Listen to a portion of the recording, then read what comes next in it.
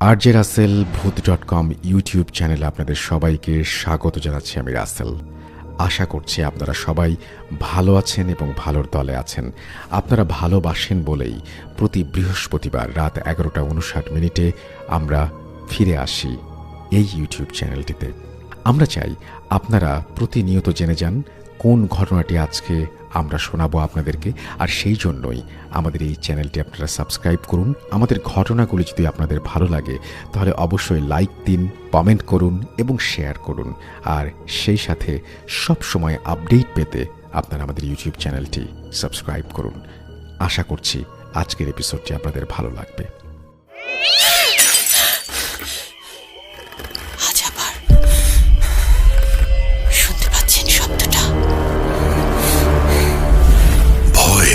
আরেক নাম ভূত.com with রাসেল। যেভাবে লেখা আছে আমি সেভাবেই পড়ছি। আসসালামু আলাইকুম রাসেল ভাই ও প্রিয় লিসেনার, আশা করি আপনারা সবাই আল্লাহর রহমতে ভালো আছেন ও সুস্থ আছেন। আমি সিফাত। আমি বর্তমানে ভূত.com এর একজন মডারেটর হিসেবে নিযুক্ত আছি।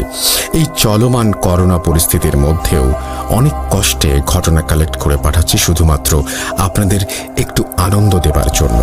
আপনাদের কাছে ঘটনা গ্রহণযোগ্য হলেই আমার কষ্ট সার্থক হবে।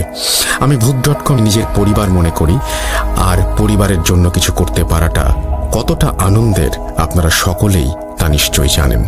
আজ আমি আপনাদের সাথে যে ঘটনাটি শেয়ার করব তা ইন্ডিয়ার কোনো একটা স্থানে ঘটা ঘটনাটি আমি কালেক্ট করেছি আমার বড় ভাইয়ার এক বন্ধুর কাছ থেকে। আমার বড় ভাইয়ার নাম সাকি। ভাইয়ার বন্ধুর বোনের সাথে ঘটনাটি ঘটে। আমি ভাইয়ার বন্ধুর ভাষায় ঘটনাটি শেয়ার করছি যেন আপনাদের বুঝতে সুবিধা হয়। রাসেল ভাই, ঘটনার মাঝে ভুল ত্রুটি থাকলে দয়া করে ক্ষমা সুন্দর দৃষ্টিতে দেখবেন। আমি সরাসরি ঘটনায় চলে যাচ্ছি। ঘটনার সময়কাল আজ থেকে 8-9 বছর আগে। আমি তখন সবেমাত্র পড়ালেখা শেষ করে নতুন চাকরিতে জয়েন করেছি। আমার বাড়িতে ছিলেন আমার বাবা, মা আর আমার ছোট বোন লিলি, ছদ্মনাম। লিলি পড়ালেখায় ছিল এতটাই ভালো যে প্রতিটি বোর্ড এক্সামে ট্যালেন্ট পুলে বৃত্তিও পায়। তার স্কুল কলেজের সকলের কাছেই সে খুব পছন্দের একটি মেয়ে ছিল। লিলি স্কুলে থাকতেই সে তার বান্ধবীদের পড়াতে পারত। তার বান্ধবীরা প্রায় দিনই আমাদের বাসায় আসতো লিলির কাছে তাদের পড়া বুঝে নিতে। লিলির ইচ্ছা ছিল সে খুব বড় একজন ডাক্তার হবে। আমার বাবা মাও লিলিকে নিয়ে অনেক আশায় ছিলেন, কেননা লিলির মেধা কোনো সাধারণ মানুষের মতো ছিল না। লেখাপড়ায় খুব ভালো হবার পাশাপাশি খুব শান্ত স্বভাবের মেয়ে ছিল লিলি। আমার পরিবারের সকলেই তাকে অনেক বেশি আদর করত। আমার ছোট মামাও তাদের মধ্যেই একজন ছিলেন। আমার মামা লিলিকে নিজের মেয়ের মতো দেখতেন। আমার মামার বিয়ে হয়েছিল প্রায় 12-13 বছর আগে, কিন্তু ওনাদের কোনো সন্তান ছিল না। লিলিকে তাই তারা অনেক বেশি আদর করতেন। আমার মামা মামি আমাকেও আদর করতেন, কিন্তু লিলির প্রতি তাদের আদরের পরিমাণটা ছিল একটু বেশি। প্রতি ঈদেই তারা লিলির জন্য নানা রকমের উপহার পাঠাতেন। ঈদ বা কোনো উৎসব ছাড়াও তারা প্রায় সময় আমার আর লিলির জন্য অনেক কিছুই পাঠাতেন, কিন্তু লিলির জন্য স্পেশালভাবে আরও অনেক কিছু পাঠাতেন। আমার মামা কর্মসূত্রে ইন্ডিয়া থাকতেন, কিন্তু বর্তমানে তিনি মৃত। আমার মামার জন্য আপনারা সবাই আল্লাহর কাছে দোয়া করবেন, তিনি যেন জান্নাতবাসী হন। আমার মামা নিজের জীবনের মায়া ত্যাগ না করলে আজ হয়তো লিলি আমাদের মাঝে বেঁচে থাকতো না। লিলি খুব ভালো ছাত্রী হওয়ার কারণে আমার মামা আমার মাকে প্রস্তাব দেন লিলিকে ইন্ডিয়া নিয়ে গিয়ে লেখাপড়া করানোর। আমার মা একমাত্র মেয়েকে এত দূরে পাঠাতে কিছুতেই রাজি ছিলেন না। আমার মাকে আমি আর আমার বাবা দুজনে মিলে অনেকে বুঝিয়ে রাজি করাই, কেননা এমন সুযোগ সবার ভাগ্যে জোটে না, আর সুযোগ পেলে তা ছেড়ে দেয়া বোকামি ছাড়া আর কিছুই নয়। লিলি ইন্ডিয়া যাবার জন্য এক কথায় রাজি ছিল, কারণ দেশের বাইরে যাবার মতো সুযোগ আমার মামা ছাড়া আমার পরিবারের আর কারোরই হয়ে ওঠেনি। আমার মামা মামি আমার মাকে বলেন তারা লিলিকে নিজের মেয়ের মতো করে রাখবেন আর তার যত্নের কোনো ত্রুটি হতে দেবেন না। আমার মা মন থেকে মেনে না নিলেও তাকে সবার জন্য লিলিকে ইন্ডিয়া পাঠানোর জন্য রাজি হতে হয়। আসলে মায়ের মন সন্তানের জন্য উতলা থাকবে, এটাই তো স্বাভাবিক।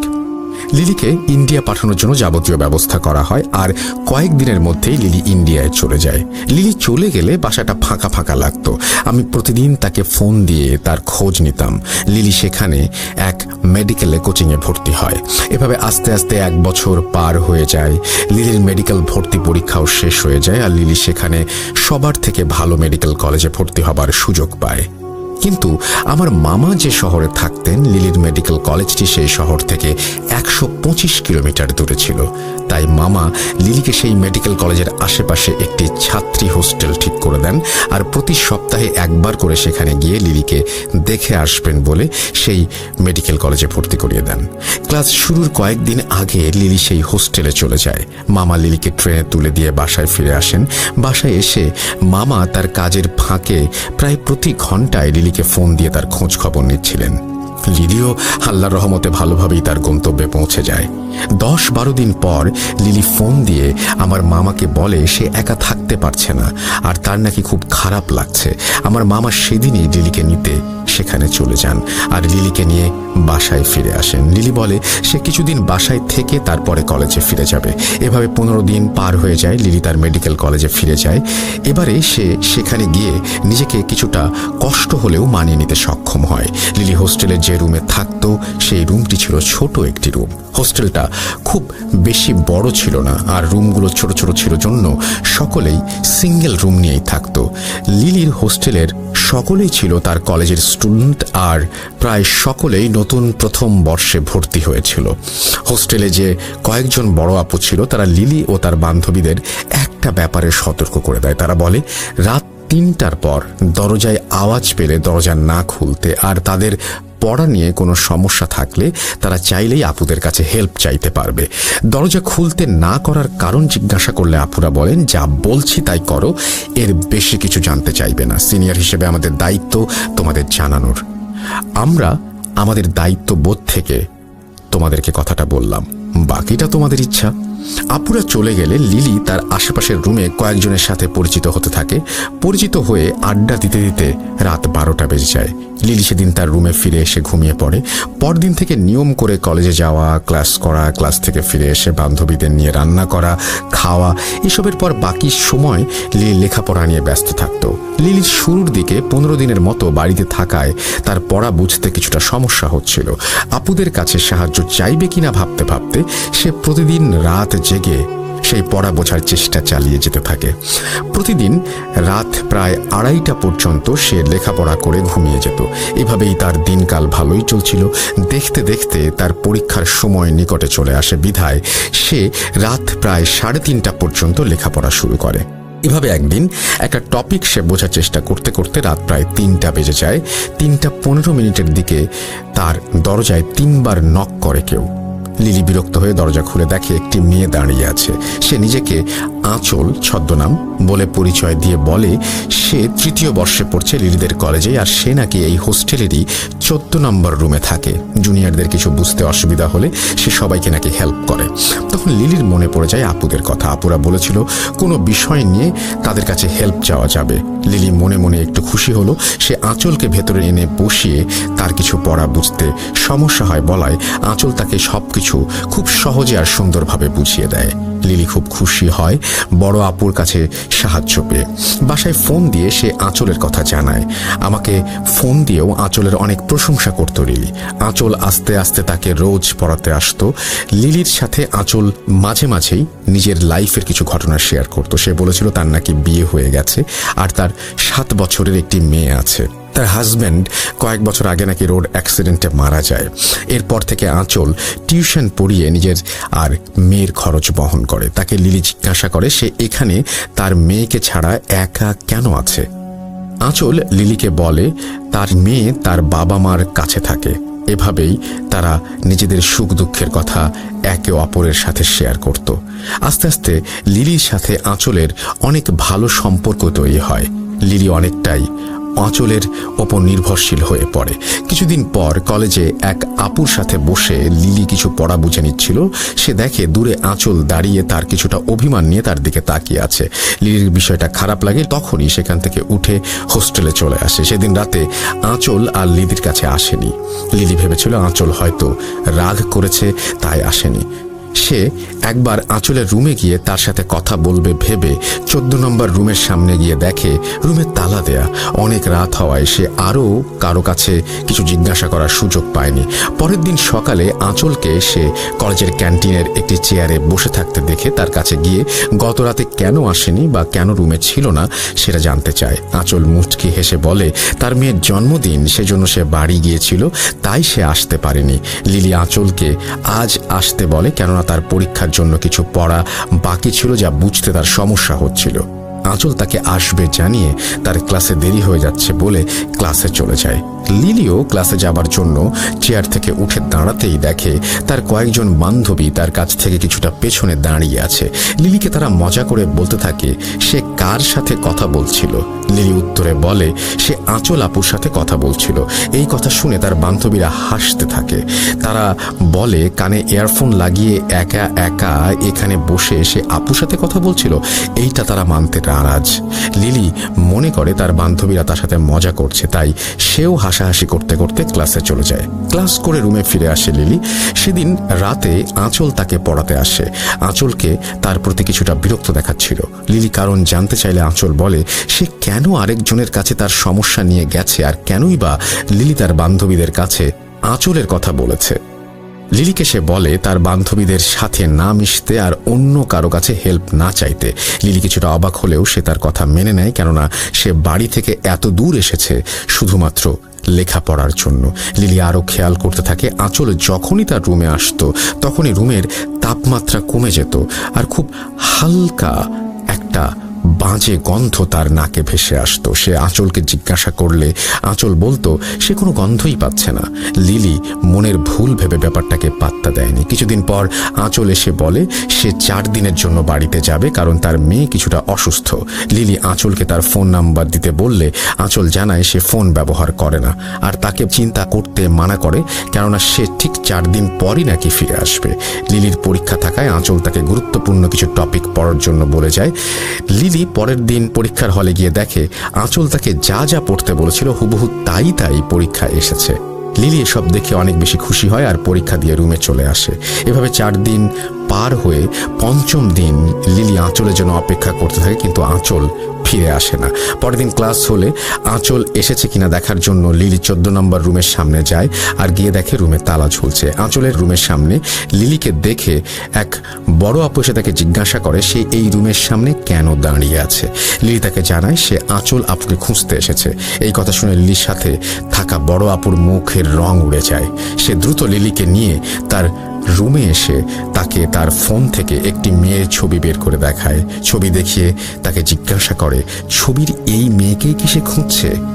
লিলি ছবি দেখে ছবির মেয়েটিকে চিনতে পারে, কেননা ছবিটি ছিল আঁচলের। লিলির সাথে থাকা আপু তখন আরেক আপুকে ফোন দিয়ে এনে লিলিকে জিজ্ঞাসা করে কখনো কি রাত 3টার পর লিলির দরজার সামনে এসে কেউ নক করেছিল কিনা। লিলি সম্মতি দিলে তারা লিলিকে আতঙ্ক নিয়ে জিজ্ঞাসা করে সে রুমের দরজা খুলেছে কিনা। লিলি পুনরায় সম্মতি দিলে দুজন আপু ভয়ে একে অপরের দিকে তাকিয়ে থাকে। কি হচ্ছে বুঝতে না পেরে লিলি আতঙ্কিত হয়ে বলে আপনারা আমাকে এসব জিজ্ঞাসা করছেন কেন? কি হয়েছে আমাকে বলুন, চিন্তায় আমার গলা শুকিয়ে যাচ্ছে। প্লিজ আর আমাকে আধারে রাখবেন না, বলুন কি হয়েছে। দুজন আপুর মধ্যে একজন লিলিকে পানি খেতে দিয়ে তার পাশে বসে আর বলে যা বলছি তা শুনে তোমার বিশ্বাস নাও হতে পারে, কিন্তু যা বলছি তার সবকিছুই সত্য। 14 নম্বর রুম প্রায় 2 বছর যাবৎ বন্ধ। এই রুমে অনেক বছর আগে এক আপুর রহস্যজনক মৃত্যু হয়। এরপর অনেক দিন এই রুম বন্ধ ছিল। কয়েক বছর পর এক আপু আসেন যার নাম ছিল আঁচল। আপু 3য় বর্ষে পড়ার সময় এই রুমে আসেন। আপু যখন 3য় বর্ষে পড়তেন আমরা তখন 1ম বর্ষে কেবল ভর্তি হয়েছিলাম। আপু খুব ভালো মানুষ ছিলেন। তিনি টিউশন করাতেন আর মাঝে মাঝে আমাদের রাতে পড়াতেন, কিন্তু কয়েকদিন পর হঠাৎ কোনো এক কারণ ছাড়াই তিনি সুইসাইড করেন। এরপর থেকে নতুন কেউ এই হোস্টেলে এলে রাত 3টার পর অনেকেই দরজায় নক শুনতে পেত। নক শুনতে পেয়ে এই হোস্টেলের 2 জন দরজা খুলে দেখে এক আপু তার দরজার সামনে দাঁড়িয়ে আছে, আর কোনো সাহায্য লাগলে তাকে জানাতে বলে। যে 2 জন দরজা খুলেছে তাদের কেউ আর বেঁচে নেই। সেজন্যই তোমাদের মানা করেছিলাম রাত 3টার পরে দরজা না খুলতে। হোস্টেল কর্তৃপক্ষ নিষেধ থাকায় আমরা তোমাদের এসব জানাইনি, কিন্তু সাবধান করেছিলাম তোমাদেরকে। তুমি যত দ্রুত সম্ভব বাসায় চলে যাও, এখানে থাকলে কি হবে আমরা কিছু বলতে পারছি না। এই কথা শুনে লিলির পায়ের নিচ থেকে মাটি সরে যায়। চোখের সামনে যেন নেমে আসে অমাবস্যার কালো অন্ধকার। তার জীবনের আলোকে গ্রাস করে নিচ্ছে সেই আধার। লিলি ভয়ে সেখান থেকে রুমে এসে তার মামাকে ফোন দিয়ে এসব জানায়। লিলি যখন মামাকে ফোন দেয় তখন বিকেল 5টার একটু বেশি বেজেছিল। মামা লিলিকে ভয় না পেয়ে সব গুছিয়ে নিতে বলেন, আর বলেন তিনি দ্রুত এসে লিলিকে নিয়ে যাবেন। লিলি প্রচণ্ড ভয়ে তার জিনিসপত্র গুছাতে থাকে। কিছুক্ষণ পর মাগরিবের সময় হয়ে যায়, নেমে আসে কালো অন্ধকার। লিলি সব গুছাতে গুছাতে হঠাৎ তার দরজায় নক আসে। সে দরজার ছোট অংশ দিয়ে তাকিয়ে দেখে আঁচল দাঁড়িয়ে আছে দরজার সামনে। লিলি প্রচণ্ড ভয়ে একরকম বোবা হয়ে যায়, আর অনেক চেষ্টা করেও কোনো আওয়াজ করতে পারছিল না। এমন সময় তার রুমের লাইট নিভে যায়। সে ভয়ে রুমের এক কোণায় জড়সড় হয়ে বসে আল্লাহকে ডাকছিল। এমন সময় সে শুনতে পায় তার কানের কাছে এসে কেউ ফিসফিস করে বলছে, কি হলো, আজ পড়বে না? আমি তোমাকে পড়াতে এসেছি। লিলি এইসব নিতে না পেরে এক সময় সেন্সলেস হয়ে যায়। তার জ্ঞান ফিরলে সে দেখে তার রুমে কোনো আলো নেই। সে হাতড়ে হাতড়ে উঠে দাঁড়ানোর চেষ্টা করতে থাকে, আর তার হাত কিছু একটা সাথে গিয়ে লাগে। লিলির মনে হচ্ছিল তার হাত প্রচণ্ড ঠান্ডা কিছু একটা সাথে লেগেছে, যা ছিল অনেক লোমশ কিছু। লিলি ভয়ে সেখান থেকে হাত সরিয়ে পেছনে যেতেই আবার কিছু একটা সাথে ধাক্কা লাগে। লিলি হাত দিয়ে দেখে তার হাত কিছু একটার মুখের মধ্যে লেগে আছে, আর তার হাতে আঠালো কিছু একটা লেগে আছে। তখন হুট করে তার রুমের লাইট জ্বলে ওঠে, আর লিলি যা দেখে তা দেখার জন্য সে প্রস্তুত ছিল না। লিলির গা সম্পূর্ণ অবশ হয়ে যায় এসব দেখে। লিলি দেখে তার হাতে তাজা রক্ত লেগে আছে, আর 2টি মানুষের মতো কিছু, যাদের গায়ে মেয়েদের মতো কাপড় পরা, এবং তাদের মধ্যে একজনের মাথা ঘোড়ার মাথার মতো আর অন্যজনের মাথা কুকুরের মতো। তারা দুজনে লিলির হাতে থাকা রক্ত চেটে চেটে খাচ্ছে, আর তাদের চোখ দিয়ে যেন আগুন বের হচ্ছে। তাদের চোখের দিকে তাকিয়ে লিলি সম্মোহিত হয়ে যায়, আর চেয়ারে দাঁড়িয়ে তার রুমে থাকা ফ্যানের সাথে ওড়না পেঁচিয়ে সুইসাইড করতে যায়। তার অবস্থা এমন ছিল যেন সে নিজের আয়ত্তের অনেক বাইরে চলে গেছে, নিজের ওপরে থাকা সব ক্ষমতা যেন হারিয়ে ফেলেছে। লিলি গলায় ওড়না পেঁচাতে যাবে, এমন সময় তার কানে মামার কণ্ঠ ভেসে আসতেই সে যেন নিজের প্রতি সকল কন্ট্রোল ফিরে পায়, আর এক দৌড়ে দরজা খুলে দেয়। মামা রুমে প্রবেশ করে 2টি অবয়বকে দেখতে পান। মামা রুমে প্রবেশ করার সাথে সাথে রুমের দরজা বন্ধ হয়ে যায়, আর কিছুক্ষণ পর আবার রুমের আলো নিভে যায়। লিলি ও মামা দুজনেই শুনতে পায় তাদের কানে কেউ ফিসফিস করে বলছে, লাভ নেই, লাভ নেই। মামা কাঁদতে কাঁদতে বলেন, না, আমার মেয়েকে নিও না, আমার মেয়েকে মেরো না, অনেক ছোট, আমার জীবন নিয়ে নাও, দরকার হলে আমাকে নাও, আমার মেয়েকে ছেড়ে দাও। আমার নিজের সন্তান নেই, এই মেয়েই আমার সব কিছু। ওর কিছু হলে আমি আর আমার স্ত্রী এমনিতেই মরে যাব। এর থেকে আমাকে মেরে আমার মেয়েকে যেতে দাও, দয়া করে আমার মেয়েকে তোমরা মেরো না। মামার কথা শেষ হতে না হতেই প্রচণ্ড শব্দে দরজা খুলে যায়, আর কেউ যেন লিলিকে দরজার বাইরে ছুঁড়ে ফেলে দেয়।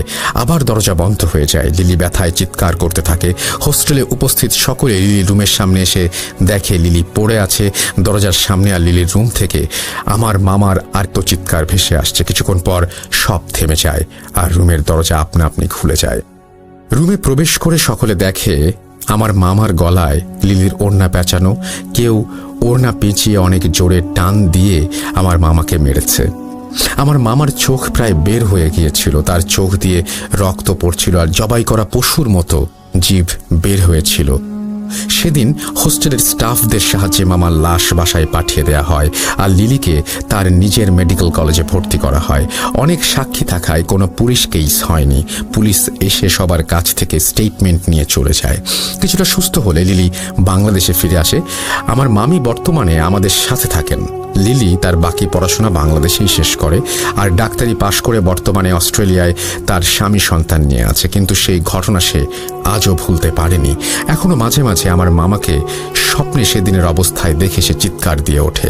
আমি ও আমার পরিবার আমার মামার প্রতি চরম কৃতজ্ঞ, কেননা আমার আদরের ছোট বোন আমার মামার জন্যই আজ পৃথিবীর আলো বাতাস উপভোগ করছে। এই বলে আমার ভাইয়ার বন্ধু তার বোনের সাথে ঘটা ঘটনাটি শেষ করেন।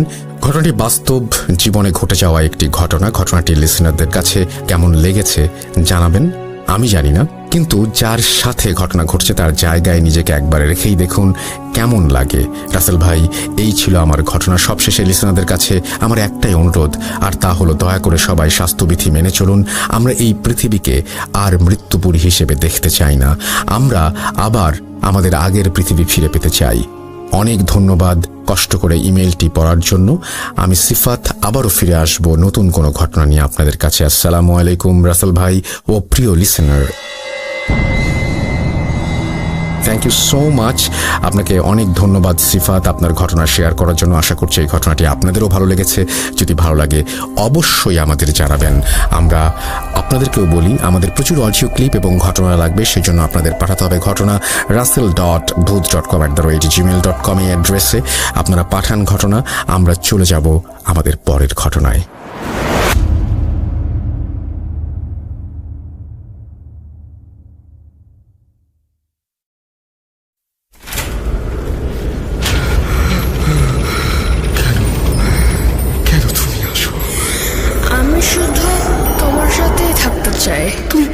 তুমি চলে যাও, চলে যাও, প্লিজ চলে যাও। Booth.com with Russell.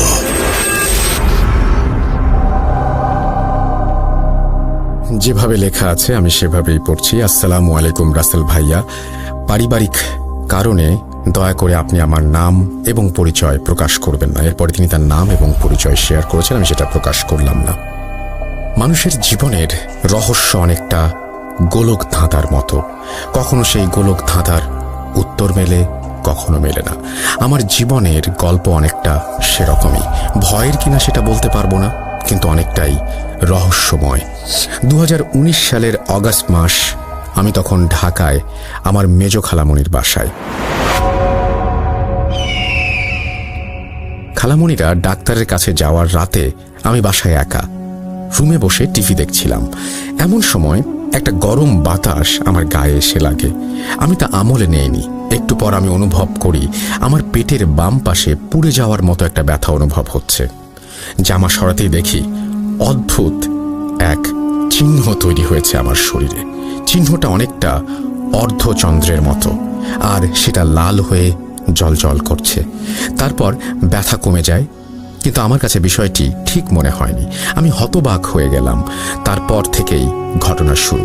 আমি রাতে অদ্ভুত স্বপ্ন দেখতে শুরু করি। স্বপ্নগুলো ছিল ঝাপসা। বাড়ি চলে আসার পর আমি কিছু স্বপ্ন দেখি যা ছিল স্পষ্ট। স্বপ্নগুলো ছিল এরকম: একটি গ্রামে আগুন ধরেছে, সকলের আর্তনাদ শোনা যাচ্ছে, সবাই আমার কাছে সাহায্য চাইছে, বলছে আপনি আমাদের সাহায্যকর্তা, আমাদের সাহায্য করুন। প্রথমে কিছু না মনে হলেও আমি প্রতিদিন একই স্বপ্ন দেখতে শুরু করি। একদিন নামাজ শেষে মোনাজাতের সময় আমি চোখ বন্ধ করে একই দৃশ্য দেখতে পাই যা আমি এতদিন স্বপ্নে দেখে আসছি। আমি ভয় পেয়ে যাই। আপুর সাথে শেয়ার করলে আপু বলে এসব ভূত এফএম শোনা আর হচ্ছে সব হরর সিরিজ দেখার ফল, বাদ দে। কিছুদিন পর আমি আরেকটি স্বপ্ন দেখি। এবারের স্বপ্ন ছিল অন্যরকম। আমি দেখতে পাই আমি একটি রাজপ্রাসাদের ভেতরে দাঁড়িয়ে আছি। একটি ছবি আমার সামনে। ছবিটা আর কারো নয়, সেটা আমারই। তার পাশে আমার শরীরে যেমন চিহ্ন, ঠিক একই চিহ্ন দেখতে পাই। চিহ্ন যেন হাওয়ায় ভাসছে আর লাল হয়ে জ্বলজ্বল করছে। আমি প্রচণ্ড ভয় পেয়ে যাই, আমার ঘুম ভেঙে যায়। তখন রাত 3টা বাজে। আমি আবার ঘুমিয়ে পড়ি, আবার নতুন করে স্বপ্ন দেখতে শুরু করি। এবার দেখতে পারি প্রাসাদে একজন বৃদ্ধ মহিলা দাঁড়িয়ে আছে। তিনি আমাকে অনেক সম্মান দিয়ে বলছেন, আপনার জন্যই তো অপেক্ষা করছিলাম, আপনি ভেতরে আসুন, আপনার দায়িত্ব আমাদের সকলকে রক্ষা করা, আপনাকে আপনার কর্তব্য পালন করতে হবে, আপনাকে এখানে আসতেই হবে। একদিকে গ্রামের মানুষের আর্তনাদ, অন্যদিকে বৃদ্ধার কথা। আমি কাঁদতে শুরু করি, আমার ঘুম ভেঙে যায়। আমি দেখি সত্যি সত্যি আমার চোখ দিয়ে পানি পড়ছে। তারপর প্রায় 1 বছর আমি কোনো স্বপ্ন দেখিনি।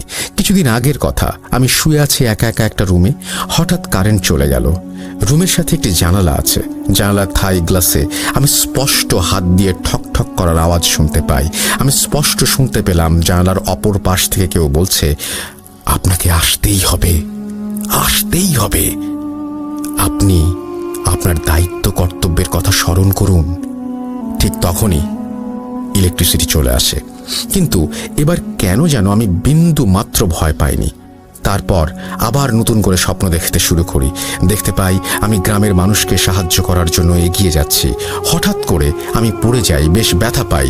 সকালে উঠে আমার হাতে পায়ে দেখি যে রক্ত জমাট বেঁধে নীল হয়ে আছে। এমন ঘটনা আমার সাথে প্রতিনিয়ত হচ্ছে। আমি জানি না কেন তারা আমার কাছে সাহায্য চায়, তারা কারা, চিহ্নটা আসলে কিসের, যেই চিহ্ন এখনো আমার শরীরে রয়েছে। সবশেষে একটা কথাই বলতে চাই, বিশ্বাস করা বা না করা আপনার ব্যাপার। আমি চাই ভূত.com দীর্ঘজীবী হোক। আমি ভূত এফএম শুনতাম, এখন ভূত.com-এর একজন নিয়মিত শ্রোতা। আপনাকে অনেক ধন্যবাদ। আপনার নামটা বলতে পারছি না, বাট আপনি তো বুঝতেই পারলেন যে আপনার ঘটনা আমরা পড়ে ফেললাম। অ্যান্ড এই ঘটনাটা খুবই অদ্ভুত, যে কেউ যদি এরকম একটা স্বপ্ন দেখে এবং এরকম ঘটনা যদি কারোর সাথে প্রতিনিয়ত ঘটে থাকে, তাহলে সেটা সুখকর কিছু না। এবং আমার যেটা মনে হয় যে অবশ্যই যদি আপনাদের মধ্যে কেউ থাকেন যিনি এই সমস্যার সমাধান জানেন, তার সাহায্য আমি চাই। আমাদের যিনি স্টোরি সেন্ড করেছেন তার জন্য যদি কোনো সাহায্য করতে পারেন আপনারা, বা যদি কোনো সমাধান থাকে এই সমস্যা থেকে বের হয়ে আসার, তাহলে অবশ্যই আমাদের জানাবেন। অনেক সময়ই আমাদের নিজের অজান্তেই আমাদের সাথে অনেকেই কমিউনিকেট করার চেষ্টা করে। কেউ কেউ সেটা বোঝে, কেউ কেউ বোঝে না। অনেক সময় দেখা যায় না যে হঠাৎ করেই কারো কথা আমাদের মনে পড়লো, কেউ হয়তো কিছু একটা বলছে, এরকম অনেক সময় আপনার চিন্তা হতেও পারে। এটা সাইকিয়াট্রিস্ট বা যারা হচ্ছে সাইকোলজিস্ট তারা অনেক সময় বলেন। আমি এটা আমার মতন করে বলছি যে অনেকেই অনেক সময় টেলিপ্যাথি করে আপনার সাথে কমিউনিকেট করার চেষ্টা করে। এটা হতেই পারে। যেমন আমি একটা কথা যেন পড়েছিলাম যে মানুষের সাথে গাছের অনেক মিল, মানে জিনের দিক দিয়ে। আমি জানি না সত্য মিথ্যা, আমি পড়েছিলাম একটা জায়গায় একটা বইয়ে। তো এখন এরকম কি হয় কখনো যে কোনো গাছ, আপনার জানালার পাশে কোনো একটা গাছ রয়েছে, সেই গাছটি কোনোভাবে টেলিপ্যাথির মাধ্যমে আপনার সাথে কমিউনিকেট করার চেষ্টা করছে? আমি জানি না, একেবারেই কথার কথা বলছি, পুরোপুরি পাগলের প্রলাপ বলে মনে হতে পারে, বাট মানে হতেই তো পারে যে এরকম একটা ঘটনা আপনার সাথে ঘটছে। সেক্ষেত্রে আপনি কি করবেন? বা কেউ আপনাকে আসলে কোনো কিছু জানাতে চাইছে টেলিপ্যাথির মাধ্যমে, সে হয়তো এই ভুবনের কেউ, বা সে হয়তো অন্য কোনো পৃথিবীর, কিন্তু সে কমিউনিকেট করার চেষ্টা করছে আপনার সাথে। তখন আপনি কি করবেন? আপনি অনেক সময় মনে হয় টের পান, চিন্তা করলে কারো চিন্তা হুট করে এসেই চিন্তায় বাধা দেয়। কেউ যেন আপনাকে কিছু বলছে, কেউ যেন আপনাকে কোনো কিছু করতে বলছে। আপনি তখন সহসাই বলেন, আমার মন বলছে এটা করা উচিত। কোনো সময় আপনি আপনার মনের সাথে কথা বলেন। খুব অদ্ভুত কিন্তু ব্যাপারটা। আমি জানি যে এরকম অসংখ্য ঘটনা আপনাদের কাছেও আছে। যদি থাকে তাহলে লিখে পাঠান আমাদের কাছে। আমাদের ইমেল অ্যাড্রেস হচ্ছে russell.booth.com@gmail.com। আপনার ঘটনার অপেক্ষায় থাকলাম। আমরা চলে যাব আমাদের পরবর্তী ঘটনায়।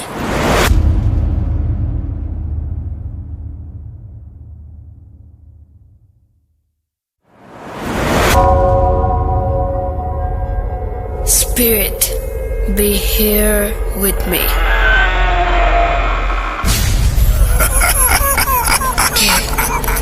Get to me. Booth.com. The fear returns with Russell.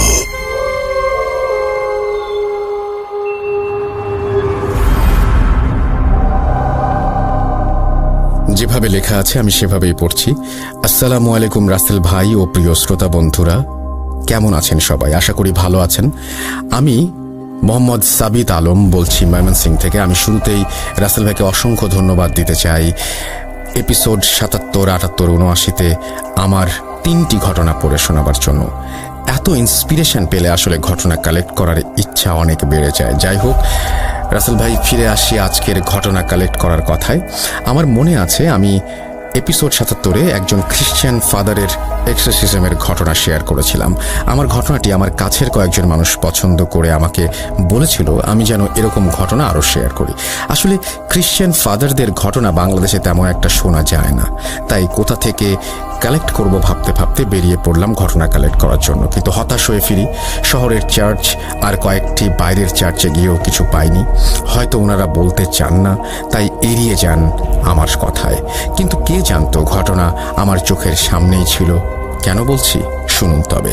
আজকের ঘটনাটি শুনি আমার এক বন্ধুর কাছে। ওর নাম আমি ছদ্মনাম হিসেবে সাইমন বলছি। আমি ঘটনা খুঁজতে খুঁজতে ক্লান্ত হয়ে একদিন আমাদের গ্রুপ চ্যাটে মেসেজিং করছিলাম। তখন হঠাৎ করে সাইমনের আইডি আমার চোখে পড়তে ওকে মেসেজ করি এবং বলি যে ওর কাছে কোনো ঘটনা আছে কিনা, কারণ সেও একজন খ্রিশ্চান। ও বলে 10 মিনিট পর আমাকে কল করবে। কিছুক্ষণ পর সে আমাকে কল করে বলল যে তার কাছে তার গ্র্যান্ডফাদার অর্থাৎ তার দাদুর একটা ঘটনা রয়েছে যা ঘটেছিল 60-এর দশকে।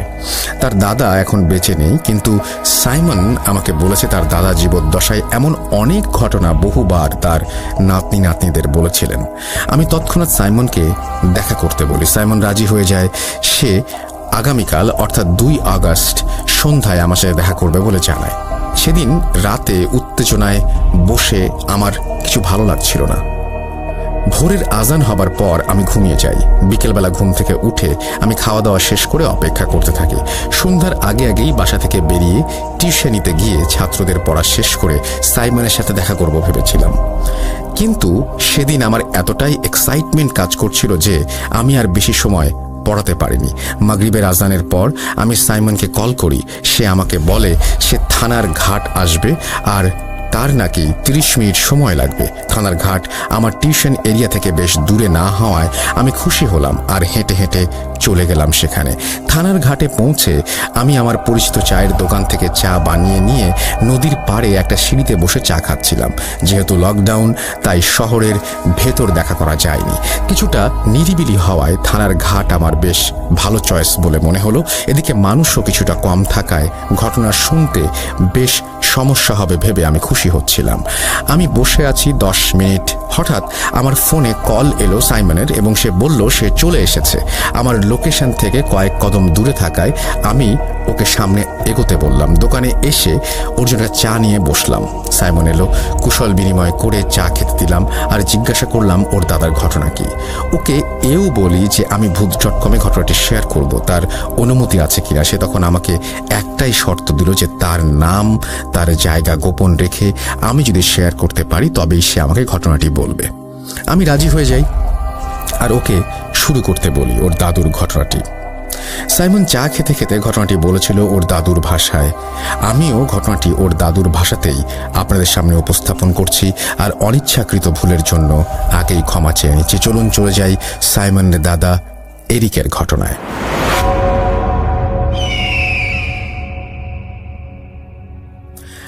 আমার নাম এরিক। আমার বাবা একজন কৃষক ছিলেন আর উনি ছোটবেলা থেকেই ওনার বাবা অর্থাৎ আমার দাদুর কাছ থেকে কবিরাজি দীক্ষায় দীক্ষিত হয়েছিলেন। আমার দাদু ও আমার বাবা এলাকার অনেক নামী ব্যক্তি ছিলেন। মানুষের রোগ ব্যাধির চিকিৎসাও তারা করতেন। আমার দাদুর ডেভিলের আসরের চিকিৎসাও করতেন। আমার বাবা দাদুর কাছ থেকে শিখে একই সাথে তারা দুজন মিলে এই কাজগুলি করতেন। বিনিময়ে ওনারা কোনো টাকা পয়সা না নিয়ে ভাতের চাল, ধান এবং শাকসবজি নিয়ে থাকতেন। গ্রামের মানুষও তাদের ওপর বেশ খুশি ছিল। একদিন গ্রামে এক ভিনদেশী লোকের আগমন ঘটে, একজন শয়তানের পূজারীর। সে আমাদের এলাকার চার্চ থেকে কিছুটা দূরে তার আস্তানা করে বসে।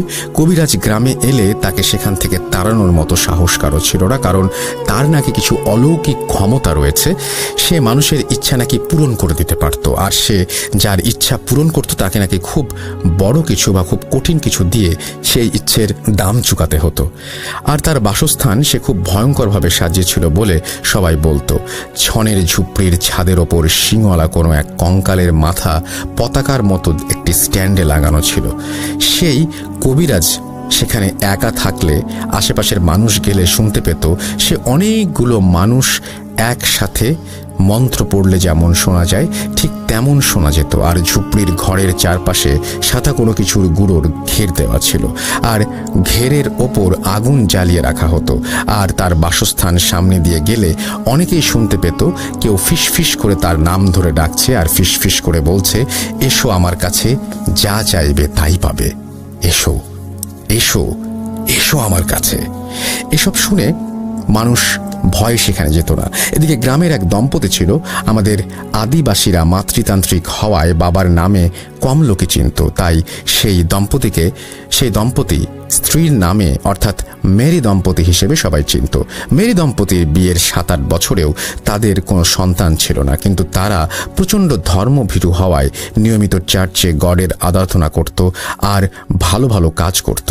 কিন্তু এক পর্যায়ে গডের ওপর তারা রুষ্ট হয়ে যান আর চলে যান সেই শয়তানের পূজারীর কাছে, কারণ এত আরাধনার পর গড তাদের কোনো সন্তান দেননি। কিন্তু তারা জানতেন না যে গডের ওপর আস্থা হারিয়ে তারা শুধু নিজেদের বিপদই না, পুরো গ্রামের জন্য বিপদ ডেকে এনেছেন। তারা সেই শয়তানের পূজারীর কাছে একটি বাচ্চার জন্য আকুল আবেদন করতে থাকে, আর সেই কবিরাজ তাদের সাহায্য করবে বলে জানায়। কিন্তু এর জন্য তাকে খুব বড় একটি কঠিন কিছু করতে হবে সেটা জানায়। সন্তান প্রাপ্তির প্রবল ইচ্ছায় তারা কি দিতে হবে না ভেবে কবিরাজের কথায় রাজি হয়ে যায়। কবিরাজ তাদের 1 মাস পরে চন্দ্রগ্রহণের সন্ধ্যায় আসতে বলে, আর কিছু জিনিসের কথা বলে যা তাদের জোগাড় করে আনতে বলা হয়। সেগুলো ছিল সদ্য জবাই করা মহিষের মাথা, কেরোসিন তেল, ভেড়ার লোমের সলতে আর একটা সম্পূর্ণ সাদা ছাগলের বাচ্চা যার বয়স 5 মাসের বেশি হওয়া যাবে না। মেরি দম্পতি সব জোগাড় যন্ত্র করে চন্দ্রগ্রহণের সন্ধ্যায় সেই কবিরাজের কাছে যায়। কবিরাজ তাদের একটি গোল বৃত্তে বসতে বলে। তারা বৃত্তে বসার পরে কবিরাজ সেই মহিষের মাথা কেরোসিন তেলে ডুবিয়ে রাখে, আর কিছুক্ষণ পর সেটি তুলে বৃত্তের মাঝে ভেড়ার লোমের সলতে দিয়ে মুড়িয়ে সেখানে আগুন ধরিয়ে দেয়। এরপর কিছু রিচুয়াল করে সেই সাদা ছাগলটিকে স্যাক্রিফাইস করে। 2টা মাটির পেয়ালায় রক্ত রেখে সেই আগুন থেকে কিছুটা ছাই তুলে পেয়ালায় মিশিয়ে খেতে বলে। খাওয়া শুরুর আগে কবিরাজ তাদের বলে যখন সময় আসবে সে তাদের কাছে তার পাওনা চাইবে, আর সেই পাওনা তাদের দিতেই হবে। কিসের পাওনা জিজ্ঞেস করলে কবিরাজ বলেন তাদের সন্তান হবে কবিরাজের রিচুয়ালের মাধ্যমে, তাই তার পেমেন্ট হিসেবে তাকে কিছু দিতে হবে, কিন্তু কি দিতে হবে সেটি নাকি কবিরাজ সময় এলেই চাইবে। মেরি দম্পতি রাজি হলে তাদের রক্ত খাওয়ানোর পরে কবিরাজ বলে আজ ভোর রাতে তাদের বাসার পেছনের জমিতে একটি পাখি মরে থাকবে, তারা যেন সেটিকে নিয়ে এসে ভালোভাবে রান্না করে সেটি দুজন মিলে খায়। তারা সম্মতি জানিয়ে চলে যায় সেদিনের মতো। এরপর 1 মাস কেটে যায়। একদিন মেরি ফ্যামিলির বাসা থেকে আমাদের বাসায় মিষ্টি আসে। এত জলদি ফল পেয়ে খুশিতে তারা যেন আত্মহারা হয়ে গিয়েছিল। দেখতে দেখতে দিন চলে যায়, আর মেরি ফ্যামিলির ঘর আলো করে একটি মেয়ে সন্তানের জন্ম হয়। মেয়েটার নাম তারা মারিয়া রাখে। মেয়েটি জন্মের পর তার বাম কাঁধে একটি জন্ম দাগ দেখতে পায় তারা, যা ছিল একটি অর্ধচন্দ্রাকৃতি। আস্তে আস্তে 7 বছর কেটে যায়। মারিয়াও বড় হতে থাকে, আর মারিয়ার বাবা মা সেই কবিরাজের কথা ভুলে যায়। কিন্তু মারিয়ার 7 বছর পূর্ণ হবার পর মারিয়ার মাঝে কিছু পরিবর্তন লক্ষ্য করা যায়। সেগুলো হচ্ছে খুব রাতে সে একা বাইরে বেরিয়ে যেত, রুমে কারো সাথে কথা বলতো না, আর একা খেলতো। তার মা বাবা এটা দেখে তাকে জিজ্ঞেস করে যে সে কার সাথে কথা বলে। মারিয়া নাকি তখন খুব ভায়োলেন্ট হয়ে যেত আর চিৎকার করে ঘরের জিনিসপত্র ভাঙচুর করত। মারিয়া এছাড়াও সন্ধেবেলা নাকি সেই কবিরাজের বাড়িতে চলে যেত। মারিয়ার ভেতর কোনো সমস্যা আছে এই ভেবে মারিয়ার মা বাবা তাকে সেই কবিরাজের কাছে নিয়ে যায়, আর কবিরাজ তাদের যা বলে সেটি শুনে মেরি দম্পতির হুঁশ উড়ে গিয়েছিল। কবিরাজ তাদের বলে তাদের মেয়ে হচ্ছে ডেভিলের মেয়ে। মেয়ের কাঁধে যে বার্থ মার্ক ছিল সেটি নাকি ডেভিলের মার্ক, আর সে নাকি ডেভিলের বংশধর। কবিরাজ তাদের আরও জানায় সে বহু সাধনা করে ঈশ্বরের ভক্ত কোনো দম্পতি খুঁজছিল যারা ঈশ্বরকে ত্যাগ করে শয়তানের সান্নিধ্যে আসবে, আর তাদের সাথে রিচুয়াল করে সেই কবিরাজ একটি ডেভিলের বংশধর বানাবে আর তাকে দিয়ে সে কাজ করাবে। কবিরাজ এরপর তাকে বলে যে মারিয়ার বয়স 15 বছর হলে মেরি দম্পতি যেন মারিয়াকে তার কাছে নিয়ে যায়।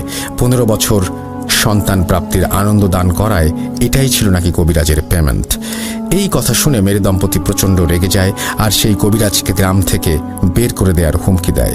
আর তারা এও জানায় মারিয়াকে তারা কবিরাজের কাছে কিছুতেই দিয়ে আসবে না।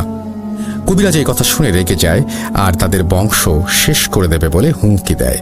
কথা কাটাকাটির এক পর্যায়ে মেরি দম্পতি সেখান থেকে চলে আসেন আর ঈশ্বর বিমুখিতার জন্য চার্চে এসে মাফ চায় আর চার্চের ফাদারের কাছে কনফেস করে তাদের পাপের কথা। চার্চের ফাদার সব শোনে, আরও কয়েকজন ফাদারের সাথে পরামর্শ করেন যাদের মধ্যে আমার দাদুও ছিলেন। তারা মারিয়াকে দেখবে আর সেই শয়তানের ছায়াতল থেকে তাকে বাঁচাবে বলে ঠিক করে। যত যাই হোক, সে তো মানুষের সন্তান, মানুষেরই জীবন তার ভেতর। শয়তানের কাছ থেকে গডের চাইল্ডকে তারা রক্ষা করতে নিজেদের সমস্ত অভিজ্ঞতা ঢেলে দিতে প্রস্তুত হয়ে যায়। অবশেষে 2 দিন পর আমার দাদু আমার বাবা মেরি দম্পতির বাসায় যান মারিয়ার কন্ডিশন বুঝতে। আমার বাবা আর দাদু ফিরে এসে সেই বাসার কথা আলাপ করছিলেন আর আমি তখন ওনাদের কথা শুনি। ওনাদের বর্ণনা মতে মারিয়াদের বাসা ছিল মাটির তৈরি, ভেতরে 3টা ঘর, একটা মেরি দম্পতির ঘর, একটি মারিয়ার ঘর আর একটি মারিয়ার প্রয়াত দাদা দাদির ঘর। সেখানে সামনে ছিল গোয়াল ঘর আর উঠোন এবং রান্নাঘর। মারিয়ার বাসায় ঈশ্বরের আরাধনার কোনো জিনিস ছিল না। সন্ধ্যা হবার ফলে ঘরের ভেতরে কুপিবাতি জ্বলছিল আর তার আলোতে পরিবেশটা যেন কেমন থমথমে আর ভয়ঙ্কর লাগছিল। বাসায় গডের কোনো বই আর কিছু জিনিস নেই কেন জিজ্ঞেস করলে মেরি দম্পতি মাথা নিচু করে থাকে, কিছু বলতে পারে না। তারা মারিয়ার মা বাবার সাথে কথা বলে সবকিছু আরও একবার শুনে মারিয়ার রুমে ওকে দেখতে যাবে বলে জানায়। মারিয়ার ঘরের কুপিবাতিটা খুব মিটমিট করে জ্বলছিল, কিন্তু মারিয়াকে ভালোভাবে দেখা যাচ্ছিল না। মারিয়া তাদের দেখে এমন কর্কশ একটা হাসি দেয় যা শুনে উপস্থিত সবার নাকি বুকের রক্ত পানি হয়ে গিয়েছিল। তারা মারিয়ার সাথে কথা বলতে গেলে মারিয়া ভয়েস শুনে তারা অবাক হয়ে যায়। মারিয়া বলছিল তাদের সেখান থেকে চলে যেতে, কিন্তু আমার দাদু তার গায়ে পবিত্র পানি ছেটাতেই নাকি আমার দাদুর ওপরে ঝাঁপিয়ে পড়ে সে। আর সে বলে, তোকেরা সাবধান করেছিলাম, আসিস না, কেন আসছিস? এবার তোরা সবাই মরবি। এই বলে মারিয়া নিজের মাঝে ফিরে আসে আর আমার দাদুর কথা শুনে ওনাকে চিনতে পেরে তাকে জিজ্ঞেস করে তারা এখানে কেন। আমার দাদু নাকি শুধু হেসে বলেছিলেন, তোমাদের জন্য প্রে করতে এসেছিলাম মা। এই বলে আমার দাদু আর বাকি সবাই চলে আসেন। রাস্তায় আসতে আসতে আমার দাদু ভাবছিলেন যে তাকে কখন সাবধান করলো ডেভিল। ভাবতে ভাবতে আমার দাদুর গতরাতে দেখা স্বপ্নের কথা মনে পড়ে যায়। উনি স্বপ্ন দেখেছিলেন যে কোনো একটা কালো অবয়ব, যার মাথা হচ্ছে মহিষের মতো আর শরীরটা ছাগলের মতো, সেই অবয়ব তাকে শুধু একটা কথাই বলছে, সেটি হচ্ছে ডেথ। দাদু তখন এই স্বপ্নের অর্থ কি না জানায় স্বপ্নটাকে আমলে নেননি। এরপর উনি চার্চের ফাদারদের সাথে কথা বলেন আর জানতে চান এই অবয়ব আর ডেথের অর্থ কি। চার্চের ফাদার কিছু বই ঘেটে বলে দিলেন যে এর অর্থ হচ্ছে, সাবধান করছি, আমার সামনে এসো না, যদি আসো তাহলে মরবে। ডেভিল নাকি নিজের মতো করে সাবধান করছিল। এদিকে মারিয়ার অবস্থা আর স্বপ্নের অর্থ 2 × 4 মিলে গেলে ওনারা বুঝতে পারেন যে মারিয়া কোনো ডিমনের মাধ্যমে পজেসড। এর মাঝে কিছুদিন পর গ্রামের মানুষ মারিয়ার কথা শুনে সেই কবিরাজকে সবাই মিলে গ্রাম থেকে তাড়িয়ে দেন। কিছুদিন মারিয়ার অবস্থার অবনতি হলে অবশেষে আমার দাদু, চার্চের ফাদার, আমার বাবা আর 2 জন সহযোগী মিলে মারিয়ার এক্সোসিজম করবে বলে ঠিক করে। কিন্তু এত ছোট বাচ্চার এক্সোসিজম পারফর্ম করা ক্ষতিকর, মানে বাচ্চার মৃত্যু ঝুঁকি আছে ভেবে তারা, যেহেতু মারিয়ার বয়স 15 বছর হয়নি, সেহেতু সেই ডেভিল সম্পূর্ণরূপে আত্মপ্রকাশ করেনি বিধায় এক্সোসিজমের পরিকল্পনা বাদ দিয়ে মারিয়াকে চার্চে এনে 8 বছর লালন পালন করার প্রস্তাব দেয়া হয় মেরি দম্পতিকে।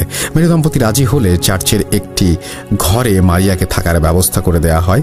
ঈশ্বরের ঘরে থাকার ফলে মারিয়ার ভেতর এই 8 বছর তেমন কোনো সমস্যা না দেখা গেলেও যেদিন মারিয়ার বয়স 15 বছর হয়েছিল সেদিন সকালে দেখা যায় মারিয়া চার্চের প্রেয়ার রুমের সামনে পড়ে আছে আর তার 2 পায়ের মাঝে সরু একটা বাঁশের কঞ্চি রাখা আর মুখ দিয়ে গেঁজা বের হচ্ছে।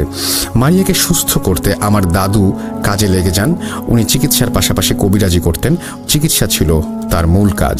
এদিকে মারিয়ার বয়স 15 বছর হবার দিন সেই কবিরাজ কোথা থেকে যেন মেয়ে দম্পতির বাসায় ফিরে আসে আর মারিয়াকে সে চাইতে থাকে। গ্রামের মানুষ জড়ো হয়ে কবিরাজকে বাধা দিবে এমন সময় মারিয়া কোথা থেকে যেন চলে আসে সেই কবিরাজের সামনে। আর মারিয়ার চেহারা আর ওর গলার আওয়াজ একেবারে পাল্টে গিয়েছিল সেই সময়। মারিয়াকে দিতে অস্বীকৃতি জানানোর অপরাধে মারিয়া শুরুতে নিজের বাবা মার সামনে দাঁড়িয়ে 2 হাত দিয়ে চড়ে ওর বাবার মাথায় চড় দিয়ে ফেলে দেয়। মারিয়ার বাবার কান আর নাক দিয়ে প্রচণ্ড রক্ত বের হচ্ছিল, আর তা দেখে মারিয়ার মা অজ্ঞান হয়ে যান। এদিকে গ্রামবাসী ক্ষুব্ধ হয়ে কবিরাজকে গণপিটুনি দিতে গেলে কবিরাজ কোনোভাবে পালিয়ে বেঁচে যায়। কিছুদিন পর চার্চের ফাদার এসে মারিয়াকে কয়েকজনের সাহায্যে রুমে নিয়ে গিয়ে বেঁধে ফেলে আর আমার দাদুকে বাসায় ডাকতে আসেন। এদিকে আমার দাদুর অবস্থা ছিল অনেকটা খারাপ। মারিয়ার চিকিৎসা করার সময় আমার দাদু অজ্ঞান হয়ে গিয়েছিল, কিন্তু কেন সেটি আমি কখনো তার কাছ থেকে শুনিনি বা আমার দাদুও আমার কাছে কোনোদিন সেটা বলেনি। এরপর আমার বাবা, আমার দাদু আর চার্চের ফাদার মিলে শুরু করতে চান মারিয়ার এক্সরসিজম। মারিয়াকে তার ঘরে 4-5 জন পুরুষ মিলে ধরে রেখেছিল, কিন্তু কিছুতেই তাকে কন্ট্রোল করা যাচ্ছিল না। অবশেষে আমার দাদু আর ফাদার মিলে বিছানার চারপাশে ঘের দিয়ে সেই ঘেরের ভেতর একটু শাবল মাটিতে পুঁতে দেন আর মারিয়া একেবারে চুপ হয়ে যায়। আমার দাদু বলেছিলেন এভাবে নাকি কোনো শয়তানকে বশ করা যায়। তখন মারিয়াকে জিজ্ঞেস করা হয় সে কেন মারিয়াকে ধরেছে। এই কথা শুনে মারিয়া কথা বলতে শুরু করে। মারিয়ার গলায় শয়তানটি বলছিল তার নাম হচ্ছে নারুস। নারুস নাকি মারিয়ার ভাই। এই কথা শুনে উপস্থিত সবাই অবাক হয়ে যায় আর এর মানে জিজ্ঞাসা করে। মারিয়া বলতে থাকে কবিরাজের দেয়া রক্ত আর জমিতে পড়ে থাকা পাখির মাংস খেয়ে তারা নাকি নারুসকে আহ্বান করে, কিন্তু ততদিনে মেয়ে দম্পতি অলরেডি নাকি প্রেগনেন্ট ছিল মারিয়ার সাথে। তাই নারুস নাকি জন্ম নিতে পারেনি, কিন্তু যমজ হিসেবে মারিয়ার সাথে একই শরীরে বসবাস করতে শুরু করে। এই কথা শুনে সবাই ভয় পেয়ে যায় আর আমার দাদু বাইবেল হাতে ভার্স পড়া শুরু করেন। উনি বারবার মারিয়ার সামনে ক্রস আঁকছিলেন আর নিজের গলায় থাকা ক্রস মারিয়ার শরীরে লাগাচ্ছিলেন আর মারিয়া আর্তচিৎকারে ভেসে যাচ্ছিল এলাকা। হঠাৎ প্রবল বৃষ্টি শুরু হয় আর ঘরের কুপিবাতি বাতাসের ঝটকায় নিভিনিভু হয়ে পড়ে। এরপর একজন গিয়ে সেই বাতির পাশে হাত দিয়ে সেটিকে জ্বলতে সহায়তা করে। সম্পূর্ণ এলাকাটাতে যেন হাজার হাজার কণ্ঠ ফিস ফিস করে বলছে গড এখানে নেই, গড এখানে নেই। এরপর চার্চের ফাদার আর আমার দাদু দুজন মিলে আমার বাবা আর সবার সাহায্যে মারিয়াকে চার্চের ভেতরে নিয়ে আসার পরিকল্পনা করেন। যথারীতি মারিয়াকে চার্চে আনা হয় আর আনতে গিয়ে আমার দাদুর এক পায়ের মাঝে বাঁশের ছোট কঞ্চি ঢুকে যায় এবং তিনি আহত হন, কিন্তু উনি হাল ছেড়ে দেননি। চার্চে এনে মারিয়ার এক্সরসিজম করা হয়, কিন্তু কয়েক ঘন্টা চেষ্টা করেও তাকে সুস্থ করা যায়নি। মারিয়াকে চার্চের প্রেয়ার ঘরে রাখা চেয়ারে বেঁধে তাকে গডের নামে চলে যেতে বলা হয়, কিন্তু সে যাবে না বলে জানায়। অবশেষে সবাই মিলে বাইবেলের ভার্স পড়ে মারিয়াকে মাঝখানে রেখে বৃত্তাকার ভাবে দাঁড়িয়ে অনেক রকম কাজ করার পরে একসময় নারুস কিছুটা দুর্বল হয়ে পড়ে। আরেকটু পর মারিয়ার আওয়াজ শোনা যায়। সবাই ভাবে মারিয়া হয়তো সুস্থ হয়ে গেছে। আমার দাদু তার হাতে একটি তাবিজ বেঁধে মারিয়ার ফাদারকে বলেন এই তাবিজ যেদিন হাত থেকে খুলবে সেদিন আর কিছুই করার থাকবে না। এরপর মারিয়াকে চেয়ার থেকে খুলে বাসায় নিয়ে আসতে গেলে মারিয়া সবাইকে ধাক্কা দিয়ে ছিটকে ফেলে দেয় আর কোথায় যেন চলে যায়। আর সবার কানে বাজে ভাবে হাসার আওয়াজ শোনা যায়, কিন্তু হাসির আওয়াজটা কোথা থেকে আসছে সেটা কেউ বুঝতে পারছিল না। হঠাৎ আমার দাদুর পা কিছু একটাতে জড়িয়ে ধরে এবং কেটে যাওয়া অংশটা নখের আঁচড় দিয়ে কামড় বসিয়ে দিয়ে মাংস চিড়ে খেতে শুরু করে। আমার দাদু চিৎকার দেয় এবং সবাই মারিয়াকে ধরে আবার চেয়ারে বসাতে গেলে মারিয়া সবাইকে ধাক্কা দিয়ে ফেলে কোথায় যেন চলে যায়। এরপর থেকে মারিয়াকে আর কোনোদিন গ্রামে দেখা যায়নি। এরপর আমার দাদু আমার বাবাকে বলেন হাত চালান দিতে। হাত চালান কি সেটা একটু বলি। দোয়া ও কিছু নির্দিষ্ট কাজের মাধ্যমে মাটিতে হাত দিয়ে ব্ল্যাক ম্যাজিকের কোনো একটা ইনস্ট্রুমেন্ট খুঁজে বের করা, অর্থাৎ কোনো কিছু একটা পড়ে মন্ত্রতন্ত্র পড়ে এটা করা, কারণ যদি হাত চালানে মারিয়াকে পাওয়া যায়। আমার বাবা হাত চালান দিয়ে চার্চ থেকে একটু দূরে একটা জায়গায় অজ্ঞান হয়ে যায়। সেই জায়গা খুঁড়ে একটি মরা পাখি পাওয়া যায়। এরপর সেটিকে চার্চে এনে আগুনে পুড়িয়ে ফেলা হয়, কিন্তু মারিয়াকে আর কখনো খুঁজে পাওয়া যায়নি। লোকমুখে শোনা যায় যে কালো ঘোমটা দিয়ে মারিয়াকে মাঝে মাঝে নাকি গ্রামে দেখা যেত, কিন্তু সেটি মারিয়াই কিনা সে বিষয়ে কেউ সার্টেনলি কিছু বলেনি। মারিয়ার বাবা মারিয়া ওইভাবে মরে যাবার পর থেকে পাগল হয়ে যায় আর রাস্তায় রাস্তায় ঘুরে বেড়াতেন উনি। মারিয়ার মা সবকিছু কিছু নিজ চোখে দেখে পাথর হয়ে গিয়েছিলেন। মানুষের বাসায় ভিক্ষা করে খেতেন, কিন্তু কখনো ভিক্ষার জন্য উনি কারো কাছে কিছু চাইতেন না, চুপ করে থাকতেন। আর আমার দাদুর পায়ের অংশে মারিয়ার কামড়ের পর সেই অংশ পৌঁছে গিয়ে 1 মাসের মাঝে আমার দাদুও মারা যান। ডেভিল আমার দাদুকে স্বপ্নে সাবধান করেছিল, কিন্তু দাদু বুঝেননি, তাই আজ উনি আমাদের মাঝে নেই। ডেভিল তার ওয়ার্নিং পূরণ করে দেখিয়েছিল। সাইমন তার দাদু এরিকের মুখে তার দাদু অর্থাৎ এরিকের দাদুর ঘটনা শুনে নাকি এরিক দাদুকে জিজ্ঞাসা করেছিল যে সে কবিরাজি করে কিনা, কারণ সাইমন ছোটবেলা থেকে এই শহরে বড় হয়েছে আর গ্রামে বেশি একটা থাকেনি, তাই তার জানা ছিল না। সাইমনের কথা শুনে তার দাদু এরিক হেসেছিল, কিন্তু কিছু নাকি বলেনি। সাইমনের ঘটনা শেষ হবার পর আমি আর সাইমন দুজনে আবার চা নিয়ে দোকানে বিল পরিশোধ করে চলে আসি। কিন্তু আস্তে আস্তে আমি ভাবছিলাম, একজন দাদুর নিজের দাদুর ঘটনা অর্থাৎ পরদাদুর ঘটনা কিভাবে লিখি। আমি অবশেষে যতটুকু পেরেছি লেখা ট্রাই করে লিখে পাঠিয়ে দিলাম। রাসেল ভাই, ভালো লাগলে পড়ে শোনাবেন। আমার বিশ্বাসের কথা বলে সাইমনের ঘটনাটি আমার অথেন্টিক লেগেছে, আর ইনস্ট্যান্টলি বানিয়ে বানিয়ে আমার মনে হয় না একটানে ওর মতো এইভাবে ঘটনা বানিয়ে বলা সম্ভব। রাসেল ভাই, ভূত.com থেকে আমার জীবনে অনেকের কাছ থেকে অনেকের সাকসেসের ঘটনা আমি শুনেছি। কারো সাহায্য করতে গিয়ে ফেলিয়ারের ঘটনা বেশি একটা শোনা যায় না, তাই আজ আপনাদের সাথে একটি ফেলিয়ারের ঘটনা অর্থাৎ ফেল করেছে এরকম একটা ঘটনা আজকে শেয়ার করলাম। আমি আরেকটি ঘটনা বলতে চাই রাসেল ভাই লিসনারদের উদ্দেশ্যে, সেটি হচ্ছে ঘুরে ঘুরে ঘটনা কালেক্ট করা। আমি ভেবেছিলাম খুব সহজ একটি কাজ, কিন্তু না, কাজটি এতটা সহজ নয়। মাঝে মাঝে এমন কিছু ঘটনা পাই, নিজেই ভাবি এই ঘটনা শুনতে এত দূর এলাম। আমাদের নিজেদেরও ঘটনা যাচাই বাছাই করে তারপর 1-2টা ঘটনা পাঠাবার উপযোগী বলে মনে হয়। আর 2 আগস্ট সাইমনের মুখ থেকে ঘটনাটি শুনে আমি স্টোরির সত্যতা জানতে চাইলে সাইমন আমাকে বলেছিল 11 তারিখ তার মা আসবেন, আমি যেন ভেরিফাই করে নিই। যথারীতি আজকের ঘটনাটি সাইমনের মায়ের কাছ থেকে ভেরিফাই করে নেয়া। ধন্যবাদ রাসেল ভাই ঘটনাটি পড়ে শোনাবার জন্য। সবাইকে ধন্যবাদ ধৈর্য নিয়ে আমার ঘটনাটি শোনার জন্য। ভূত.com দীর্ঘজীবী হোক, সবাই ভালো থাকবেন। আমার কাছে আরও কিছু ঘটনা আছে রাসেল ভাই, আপনি চাইলে সেগুলো শেয়ার করব। আমি সাবিত বলছি ময়মনসিংহ থেকে। আসসালামু আলাইকুম। এটা বলে তারপরে তিনি তার মোবাইল নাম্বার শেয়ার করেছেন। ওয়ালাইকুম সালাম। আপনার এই ঘটনাটিও চমৎকার, থ্যাংক ইউ সো মাচ। আশা করছি আপনাদেরও ভালো লেগেছে। যদি আপনাদের কাছেও এরকম ভয়ঙ্কর ঘটনা থাকে তবে সেগুলো লিখে পাঠান আমাদেরকে, এবং লিখে পাঠাতে হলে যেটা করতে হবে, আমাদের ইমেল অ্যাড্রেসটা আরও একবার মনে করিয়ে দিচ্ছি, আপনাদেরকে এটা মনে রাখতে হবে। আমাদের ইমেল অ্যাড্রেস হচ্ছে russell.booth.com@gmail.com। আপনার নাম, ঠিকানা এবং ফোন নাম্বার সহ আপনার জীবনে ঘটে যাওয়া বা আপনার জানা সেরা ঘটনা লিখে পাঠিয়ে দিন আমাদের কাছে। ঘটনার শুরুতে অবশ্যই উল্লেখ করুন ঘটনাটি আপনি স্টুডিওতে এসে শেয়ার করতে চান, নাকি আপনি চান আপনার ঘটনা আমরা পড়ে শোনাই। যারা দেশের বাইরে রয়েছেন তারা সরাসরি অডিও ক্লিপ পাঠাতে পারেন বা লিখেও পাঠাতে পারেন ঘটনাটি। আমরা চলে যাব আমাদের পরবর্তী ঘটনায়।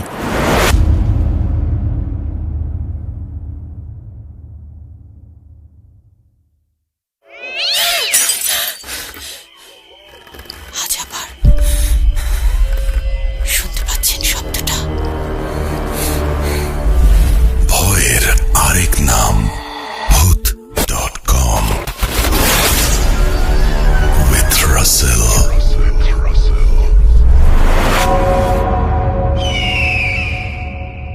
আসসালামু আলাইকুম রাসেল ভাইয়া। আমি জিজ্ঞাসা করব না আপনি কেমন আছেন, আমি জানি আপনি সবসময় ভালোর দলে। তো আমি নাম অ্যাড্রেস প্রকাশে অনিচ্ছুক, তাই আপনার নাম প্রকাশ করলাম না।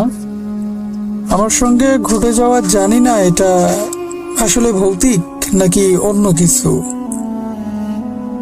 আমি পেশায় একজন ড্রাইভার, বাস চালক।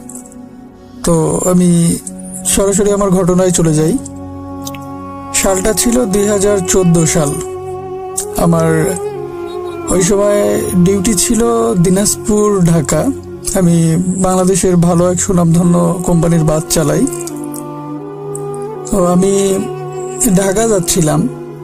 তো এলেঙ্গা পার হয়ে আমার সঙ্গে ঘটে যায় এক ঘটনা, সেটাই আপনার সঙ্গে শেয়ার করতেছি।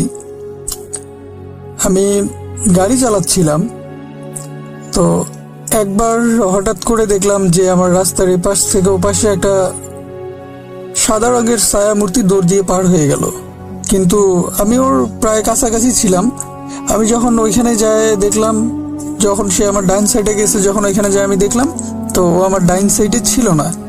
তো আমি ভাবলাম যে হয়তোবা এটা আমার চোখের ভুল, বা হয়তোবা ঘুম ধরছে, এই কারণে এগুলা হয়তোবা দেখতেছি। তো ওখান থেকেই ওই ঘটনাটা পর আমার সঙ্গে 3বার হলো। 3বারই সেম এক জিনিস দেখতে পারলাম, আর 3বারই সেম নাই, ওখান থেকে হাওয়া। ও তো সেদিন আর কোনো কিছু ঘটলো না। চলে আসলাম পরে, আবার পরের দিন বিকালবেলা চলে আসলাম দিনাজপুরে। বাসা গেলাম, বাসা যেয়ে আমি একদম পুরো সুস্থ ছিলাম। বাসা গেলাম, বাসা যেয়ে শুইছি। পরের দিন সকালবেলা অনেক জ্বর ছিল গায়ে। তো ওই জ্বর এত ওষুধ খাচ্ছিলাম, জ্বর কোনো কাজে, মানে জ্বর কোনো প্রকারেই সারতেই ছিল না। তো একদিন ফ্রেন্ড সার্কেল সবাই মিলে আড্ডা মারতেছিলাম ওই জ্বর অবস্থায়। তো আমি আমার একটা ফ্রেন্ডকে শেয়ার করলাম যে আমি একদিন এই দেখছি, দেখার পর থেকে আমার খুব জ্বর, তো জ্বরটা সারতেছে না, আমার এত ওষুধ খাচ্ছি কোনো কাজেই হচ্ছে না। তো ও বললো যে তাহলে চল, আমার এক চেনা পরিচিত এক হুজুর আছে, ওনার কাছে যাই দেখি যে তোর অবস্থা কি। তো আমি ওর সঙ্গে গেলাম ওইখানে হুজুরের কাছে। যাওয়ার পরে হুজুরকে বললাম, সবকিছু খুলে বললাম। তারপরে হুজুর আমাকে বলল যে তুমি যখন ছোট ছিলা তখন তোমার এক বোন ছিল, যার তোমার মা ওকে দত্তক নিছিল। তো বোনটা হয়তোবা সম্ভবত আমার মায়ের কাছে 3 মাস ছিল, থাকার পরে মারা গেছে। তো তারপরে আমার মাকে নাকি বলে ও এরকম ভাবে করতো বা ওই দেখা দিত। তো আমি তো জানতাম না এই বিষয়গুলো। তো পরে আমি পরে বাসা আসলাম, আমার মায়ের কাছে শেয়ার করলাম। শেয়ার করার পরে তারপরে ওই দিনকার রাত্রেবেলা ঘুমাইছি। তো রাত্রেবেলা স্বপ্ন দেখলাম, আমি চিনি না কে ছিল, বা মানে আমি কোনোদিনও তাকে দেখি নাই। তো ও স্বপ্নে দেখলাম যে ও আমাকে এসে বলতেছে স্বপ্নে যে আমি তোমার সঙ্গে এরকমটা করছি, বা সেদিন রাস্তায় তুমি আমাকে দেখো আমার কবরটা ওই জায়গায় আছে। আমাদের বাসার পাশে একটা বড় বাগান আছে, ওই বাগানের এক সাইডে কবর দেওয়া হয়েছিল ওকে। তো আমার কবরটা ওইখানে আছে, আমার কবরটা ভাঙ্গে গেছে, বা আমার কবরটাতে কেউ এখন যায় না, বা জিয়ারত করে না, আমি অনেক কষ্টে আছি। তো যদি পারো আমার কবরটাকে ভালো করে দিও। বাস এতটুকুই দেখছিলাম। তারপরে আমার তখনও গায়ে জ্বর ছিল। তারপরে আমি নিজে থেকে আমার আম্মুকে বললাম। সবকিছু বলার পরে আমার আম্মু ওটা শোনার পরে আমার আম্মু যায়, আসলেই দেখে যে কবরটা অনেকটা ভাঙ্গে গেছে বা দেখা যাচ্ছে ভিতরে। তো তারপরে কবরটা যখন ঠিক করে দেওয়া হলো, তো মানে একটা সাধারণভাবে কবরটা ঠিক করে দেওয়ার 3 থেকে 3.5 ঘন্টার ভিতরে আমার এত জ্বর, যেখানে আমি 1 মাস ধরে ছুটি করতেছি, গাড়িতে যাইতে পারতেছি না, এত ভালো ওষুধ খাইলাম, তারপরে কোনো কাজ হচ্ছে না। তো 3 ঘন্টা থেকে 3.5 ঘন্টার ভিতরে আমি পুরা সুস্থ। তো আমার ভূতে ফ্যামে পাঠানো সর্বপ্রথম এটাই ঘটনা। যদি ভালো লাগে প্লে করে শোনাবে।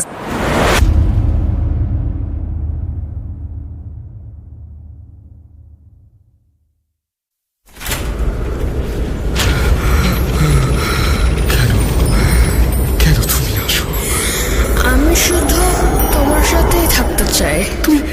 তুমি চলে যাও প্লিজ, চলে যাও।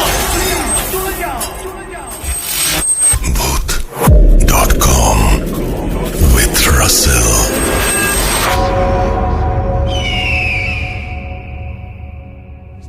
আসসালামু আলাইকুম রাসেল ভাই, আশা করি ভালো আছেন, কেননা আপনি সবসময় ভালো করে থাকেন। তো আমি আজকে যে ঘটনাটি শেয়ার করবো, এটা আমার সাথে নিজের সাথে ঘটে যাওয়া একটা ঘটনা। তার আগে আমি আমার পরিচয়টা দিয়ে নিই। আমি মোহাম্মদ বাহারুল হক রেশাদ, আমি বগুড়ায় থাকি। ইন্টার সেকেন্ড ইয়ারের একজন শিক্ষার্থী হিসেবে বর্তমানে অধ্যয়নরত আছি। তো এটি আমার জীবনের ফার্স্ট ঘটে যাওয়া একটা ঘটনা। জানি না কিভাবে গুছিয়ে বলতে পারবো কিনা, তবু রাসেল ভাই যদি না গুছিয়ে বলতে পারি ক্ষমার দৃষ্টিতে দেখবে।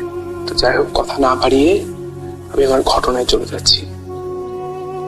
ঘটনাটি বেসিক্যালি আমার নিজের সাথে ঘটে যাওয়া একটি ঘটনা। ঘটনাটি গ্রামের বাড়িতে, আমার নিজের নানুর বাড়িতে ঘটে যাওয়া একটি ঘটনা। ঘটনাটি আজ থেকে 2 বছর আগে, যখন আমি গ্রীষ্মের ছুটিতে গ্রামের বাড়িতে বেড়াতে যাই, সেই সময়ে একটি ঘটনা। তো ঘটনাটি আমাদের গ্রামের বাড়ি বর্ণনাটাকে দিয়ে নিই। আমার গ্রামের বাড়িটি হচ্ছে 3টি রুম, সাথে একটি বড় উঠান এবং উঠানের 2 পাশে এক সাইডে রান্নাঘর এবং এক সাইডে 2টি টয়লেট এবং ল্যাট্রিন। তো আমি যেদিন রাতের ঘটনা, ওই দিন মানে আমাদের গ্রামের বাড়িতে একটি রুম ছিল, ওই রুমেতে কেউ শয় না, রুমেতে অনেকেই শয় না। তো একদিন আমি ছিলাম আসলে খুব একজন মানে আমার প্যারানর্মাল বিষয়ের প্রতি একটা আগ্রহ থেকে আমি একদিন ভাবলাম যে দেখি কি হয়, আমার পাশের রুমে, গ্রামের বাড়ির পাশের রুমে শুলে কি হয়। তো আমি কথা না ভেবে, ছাদ পাশ না ভেবে, আমি একদিন গ্রামের বাড়ির পাশে আমার মানে যে রুমে কেউ শয় না, আমি সেই রুমে শুলাম। তখন রাত আনুমানিক 10টা কি 11টা, আমি ঘুমাইছিলাম 9টার দিকে। তখন আমার ঘুম আশঙ্কাজনক ভাবে ভেঙে গেল। তো আমি ভেঙে যে যেটা দেখলাম যে আমি আমার শরীর নড়াতে পারছি না এবং মানে কোনো কথা বলতে পারছি না। একটি অবয়ব আমার সামনে দাঁড়িয়ে আছে। অবয়বের বর্ণনাটা হচ্ছে মানে একজন কালো কাপড় পরা এক অবয়ব, তার চোখ দুটো দেখা যাচ্ছে এবং সে আমার দিকে তাকিয়ে একটি অদ্ভুত ধরনের হাসি দিল। তো আমি, রাসেল ভাই বিশ্বাস করবেন কিনা জানি না, আমি তখন আমার শরীরে সর্বশক্তি দিয়ে উঠার চেষ্টা করলাম, কিন্তু আমি উঠতে পারলাম না। আমি উঠার চেষ্টা করতেছি বা আমি কাউকে ডাকবো, সেটাই ডাকতে পারছিলাম।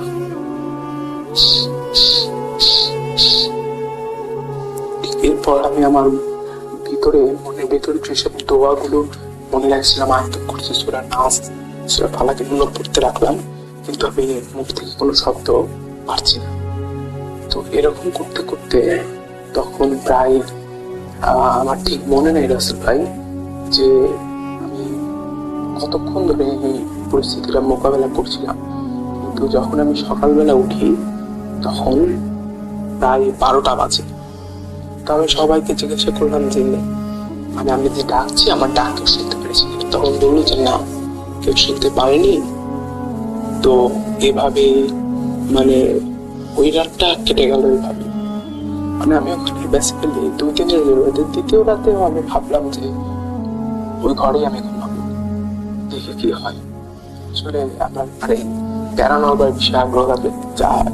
পরের রাতেও আমি সেম 10টা কি 11টার সময় এইবার আমি রাসেল ভাই লক্ষ্য করলাম যে আমার সাথে যে অবয়বটা কালকে দাঁড়িয়ে ছিল, সে মানে আমার নিঃশ্বাসের সাথে তার নিঃশ্বাসের আওয়াজ শোনা যাচ্ছে এবং তার উপস্থিতি আমি বিছানায় পাশে মানে আমার পায়ের সাথে তার পা বাঁধে যাচ্ছে। এইরকম করার পরে আমি নিজেকে ঠিক রাখতে পারলাম না, আমি চিৎকার দিয়ে সেন্সলেস হয়ে পড়লাম। তো পরে সবাই যখন আসলো, সবাইকে ঘটনাটা খুলে বললাম। তখন বলবো যে তোমাকে ঘরে শুতে মানা করেছিল, তুমি তাও বারণ না করে বড়দের কথা না শুনে ঘরে ঘুমিয়েছো। ঘরে তো কেউ শয় নাই, ঘরে অনেকদিন ধরে পড়েছিল, তো এই কারণে তোমাকে সকল ভয় দেখাইছে। তো তারপরে কবিরাজের কাছে ছাড়া ফুক দিল, কবিরাজ তাবিজ দিল। আমার 2-1 দিন একটু জ্বর ছিল, তারপর আস্তে আস্তে ভালো হয়। তো আসলে ছিল ঘটে যাওয়া ঘটনাটি ভয়ের কিনা জানি না, তবে ঘটনাটি আমার কাছে একটি বাস্তব ঘটে গেছে। তো আমার সাথে এরকম আরো অনেক ঘটনা রয়েছে আমার বাস্তবে ঘটে যাওয়া। আর আমি ভূত এফএমের একজন ভালো ফ্যান। যখন জানতে পারলাম আপনি ভূত এফএম বন্ধ করে দিয়েছেন, তখন আমি নিজেকে আর ঠিক রাখতে পারলাম না। তো তারপর যখন শুনলাম আপনি নতুন ভাবে food.com নিয়ে হাজির করছেন, তারপর আমি খুশি আনন্দিত হলাম। আশা করি food.com তিরুপতি হবে। তো এই ঘটনাটি যদি সিলেক্টেড হয় অবশ্যই রিসেলারদের সাথে শেয়ার করবেন। ভালো থাকবেন, আসসালামু আলাইকুম।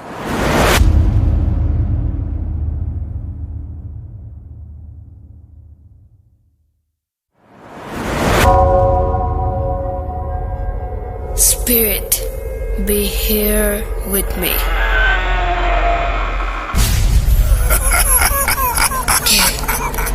কে তুমি? Bhoot.com.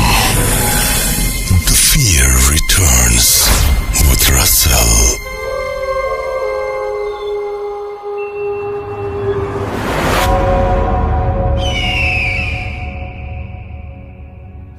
আসসালামু আলাইকুম রাসেল ভাই, আশা করি ভালো আছেন, কেননা আপনি সবসময় ভালোর দলে। আমি মোহাম্মদ ইউসুফ হাসান নাইম, আমার বাসা ময়মনসিংহ বিভাগের জামালপুর জেলায়। ও boat.com-এ আজকে আমি একটা ঘটনা শেয়ার করব। এর আগেও একটা আমি ঘটনা পাঠিয়েছি। ঘটনাটা আমার নানির বাড়ির একজনের সাথে ঘটে যাওয়া, তো তার মুখ থেকেই সরাসরি কালেক্ট করা ঘটনা। তো ঘটনায় যাওয়ার আগে আমি যে জায়গায় ঘটনাটা ঘটেছে সেই জায়গাটা একটু বিবরণ দিয়ে নেই। ও জায়গাটা মূলত একটা মন্দিরকে কেন্দ্র করে রাসেল ভাই। মন্দিরটা হলো এরকম যে মেন রোড থেকে একটু ভিতরের দিকে। আচ্ছা, মেন রোডের এক সাইডে মন্দিরটা আর এক সাইডে নদী, মানে শ্মশানঘাট। মন্দিরটা অনেকেই চিনবেন, সেটা হচ্ছে কালীবাড়ি।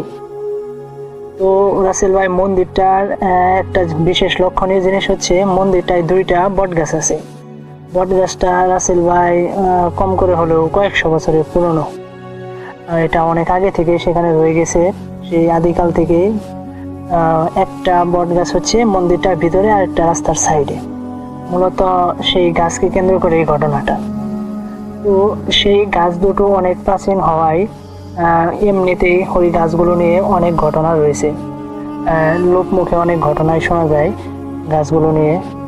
গাছগুলো ওখান দিয়ে যাওয়ার সময় অনেকে ভয় পেয়েছে, এরকম আরো অনেক ঘটনা।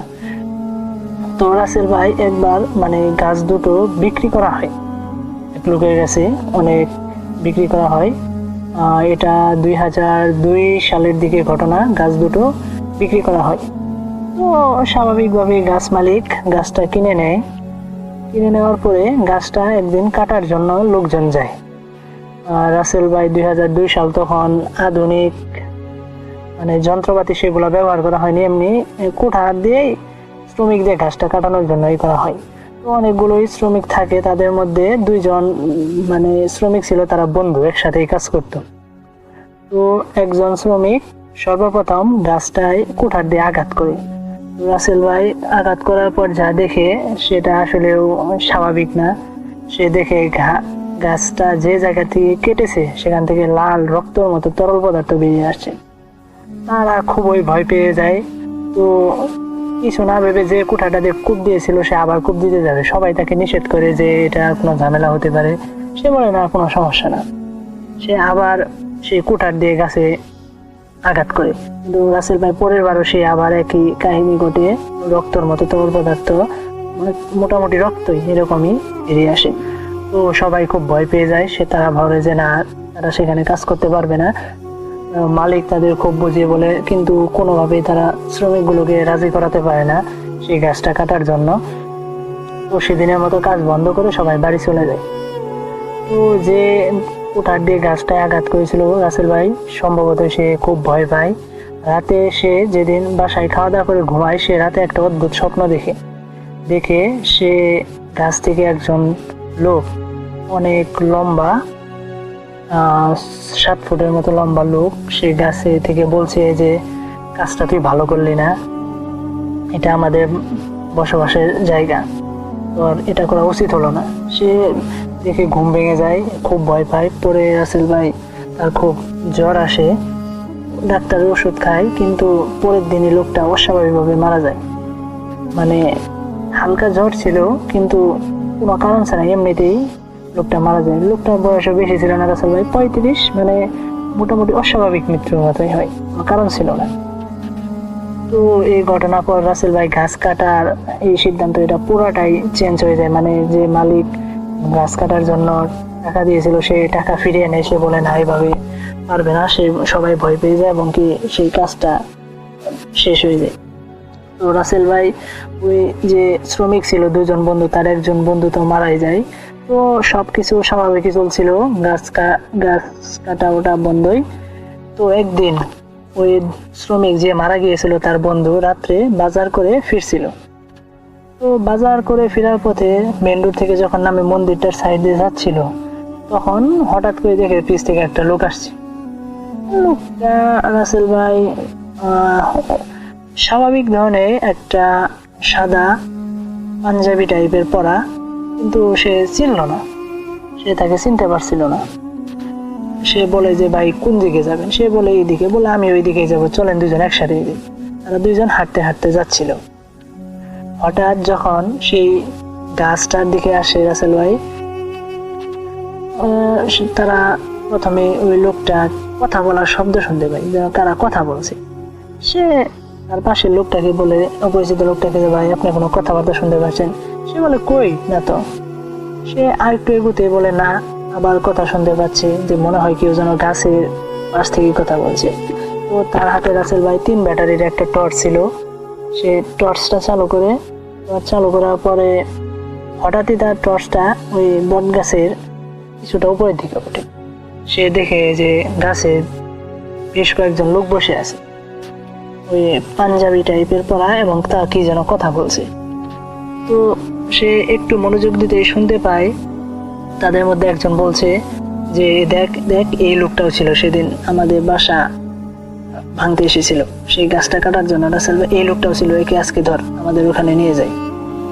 তো সে এটা শুনে রাসেল ভাই খুব ভয় পায়। এবং এদের একটা অবাক করা বিষয়, রাসেল ভাই ওই লোকগুলোর মধ্যে একজনকে তার খুব চেনা চেনা লাগছিল, একজনকে মনে হচ্ছিল সে চিনে।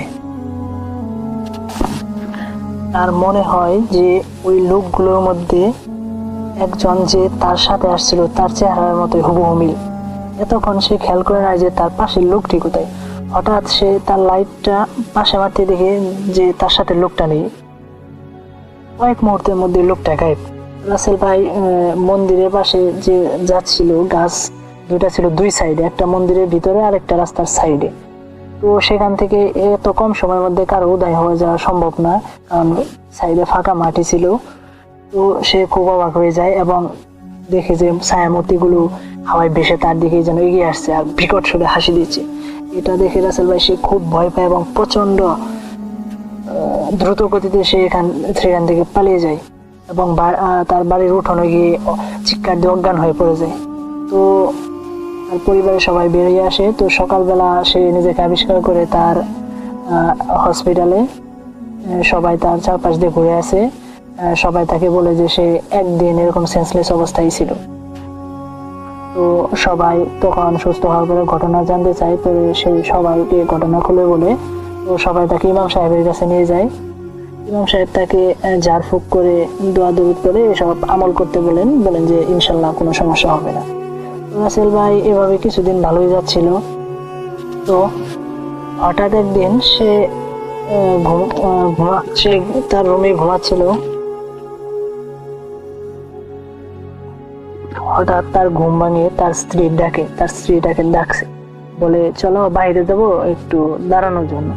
সে বিছানা থেকে অমনি উঠে চলে যায়, কোনো দিক না ভেবেই স্বাভাবিকভাবে। তার স্ত্রী যথারীতি, রাসেল ভাই গ্রামের টয়লেট গুলো সাধারণত বাড়ি থেকে একটু বাইরের দিকে হয়, ভিতরের দিকে। তার টয়লেট ছিল বাজারের ভিতরে, সে যায়। তো তার স্ত্রী ভিতরে যায়, সে বাইরে অনেকক্ষণ যাবত দাঁড়িয়ে আছে, কিন্তু তার স্ত্রী আসে না। সে অনেকক্ষণ দাঁড়িয়ে থাকা বলে কি ব্যাপার, আসছে না কেন? এক পর্যায়ে সে রেগে যায়। রেগে গিয়ে যখনই সে টয়লেটে নক করতে যাবে দেখে দরজা খোলা। সে খুব অবাক হয়ে যায়, দরজা খোলা, সে বের হওয়া হয় নাই, সে ওখানে দাঁড়িয়ে আছে। তো সে দরজাটা ভালো করে দেখে ভিতরে কেউ নাই। তখন সে খুব ভয় পেয়ে যায়। ভয় পেয়ে যখনই সে ঘুরে আসতে যাবে দেখে তার সামনে সেই লোকটা, রাসেল ভাই যেদিন মন্দির দিয়ে আসার সময় তার সাথে হেঁটে আসছিল এবং তা হয়েছিল, সে দাঁড়িয়ে আছে এবং বলছে, কিরে ভয় পেয়ে গেলি? তোর সাথে একজন তো গেছে, এবার তোর পালা, আমাদের বাসস্থান ভাঙবি, এই কথা বলে তার দিকে যে বিকট শব্দে একটা হাসি দেয় এবং সে দেখে যে লোকটা পা মাটিতে নেই, অনেকটা হাওয়ায় ভেসে ভেসে, পাঞ্জাবি পরা। সে সেখানেই সেন্সলেস হয়ে যায় রাসেল ভাই। পরে তার চিৎকারে তার পরিবারের সবাই উঠে আসে, উঠে এসে তার মাথায় পানি দেয়। তারপর কয়েক ঘন্টা পর তার জ্ঞান ফিরে। তখন সে তার ওয়াইফকে জিজ্ঞাসা করে যে তুমি ওখানে গেলা, কখন বেরিয়ে আসলা? তার ওয়াইফ তো শুনে অবাক, কই না তো, আমি তো কালকে তোমাকে কখনো ডাকিনি। সে খুব অবাক হয়ে যায়। সে তার স্ত্রীকে বলে তাহলে তুমি কোথায় ছিলা? তার স্ত্রী বলে আমি ঘরে শুয়েছিলাম, কিন্তু কিছুক্ষণ পর ঘুম থেকে উঠে দেখি তুমি রুমে নাই। এটা দেখে আমি বাইরে বের হই, ভাবি বাইরে মনে হয়। তো বাইরে কিছু দূরে গিয়ে যেতে দেখি তুমি ওখানে পড়ে আছো। তো এভাবে তারপর তাকে ওখান থেকে উদ্ধার করা হয়। তো পরিবারের সবাই খুব চিন্তিত হয়ে যায় তার ঘটনাগুলো শুনে। তো তারা তাকে কবিরাজের কাছে নিয়ে যায়। কবিরাজ সব শুনে বলে সেটা ওই গাছেরই বসবাসকারী একটা খারাপ জিন তাকে ওই যে কাটার সময় থেকে আসর করেছে। সে বলে আমি এটা করতে পারবো না, আপনি বড় একটা কবিরাজের নাম্বার দিচ্ছি, আপনি তার সাথে যোগাযোগ করেন। তো তারা রাসেল ভাই ওখান থেকে চলে আসে এবং খোঁজে সেই খুব বড় কবিরাজের সামনে দেখা করতে যায়। কবিরাজ দেখেই তাদের সমস্যার কথা বলে দেয় যে আপনার এই সমস্যা, এটা আমি জানি না কতটুকু ঠিক করতে পারবো, কিন্তু আমি আমার যথাসাধ্য চেষ্টা করব। বলে যে না, আপনাদের এরকম করা উচিত হয়নি। সেই গাছটা যখন প্রথম কাঠুরে কূপ দিয়েছিল তখনই তাদের কাজটা বন্ধ করা উচিত ছিল, কিন্তু ওখানে আপনারা তারপরে এই কাজটা করেছেন। তারা খুব বিরক্ত হয়েছে। সে তার সাধ্য মতো তার অনুযায়ী চেষ্টা করে এবং তার শরীরটা বন্ধ করে দেয় এবং তাকে কিছু আমল করতে বলে যাতে তার আর কোনো সমস্যা না হয়। তারপর কবিরাজ আরো বলে যে সে যেন রাত্রে একলা বের না হয় এবং কি সেই মন্দিরের ওখান দিয়ে একা একা না যায়। তো রাসেল ভাই তারপর তারা ওখান থেকে চলে আসার পরে মোটামুটি ভালোই এই কাটায়। তারপর আর তার তেমন কোনো সমস্যা হয়নি। তো রাসেল ভাই, এটাই ছিল আমার ঘটনা। রাসেল ভাই, এটা একটা সত্য ঘটনাটা যার কাছ থেকে ঘটেছে তার কাছ থেকে আমার ঘটনাটা কালেক্ট করা। রাসেল ভাই, সেই গাছ দুটোর মধ্যে একটা গাছ এখনো রয়ে গেছে। কিছুদিন আগে একটা গাছ মানে এমনি নিচ থেকে মাটি সরে যাওয়ার পরে মানে ভূপতিত হয়ে যায়, কিন্তু একটা গাছ এখনো আছে এবং কি সেই গাছগুলা অনেক দাম হলেও কিন্তু এই গাছ রাসেল ভাই কেউ কিনতে চায় না এবং কি সেই ঘটনা শুনে কেউ আর ওই গাছটা কাছেও যায় না। রাসেল ভাই, এই মন্দিরকে ঘিরে আরো অনেক ঘটনা আছে। এই ঘটনাটা যদি লিসেনারদের সামনে প্রচার করা হয়, ইনশাল্লাহ সেই ঘটনাগুলো আমি লিসেনারদের সামনে শেয়ার করব। তো রাসেল ভাই ভালো থাকেন, সুস্থ থাকেন, বুথ.com দীর্ঘজীবী হোক। আসসালামু আলাইকুম।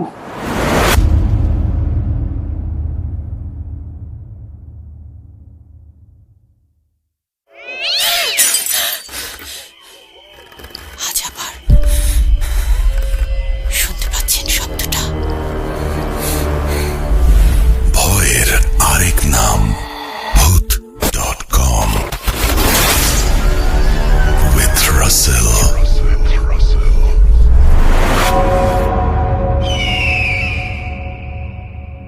আসসালামু আলাইকুম রাসেল ভাই, আমি মোহাম্মদ মুস্তাফিজুর রহমান মনির, ঢাকা উত্তরা দক্ষিণখান থেকে।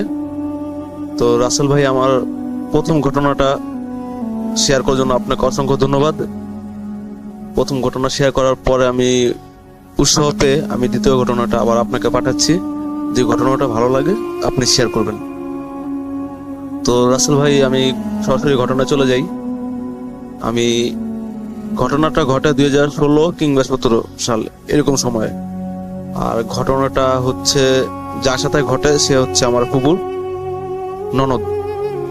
ননদের সাথে ঘটে ঘটনাটা 2017 কিংবা 17 সালে। তো যে আমার ফুপুর যে ননদ, সে বিয়ে করে 2010-এর দিকে।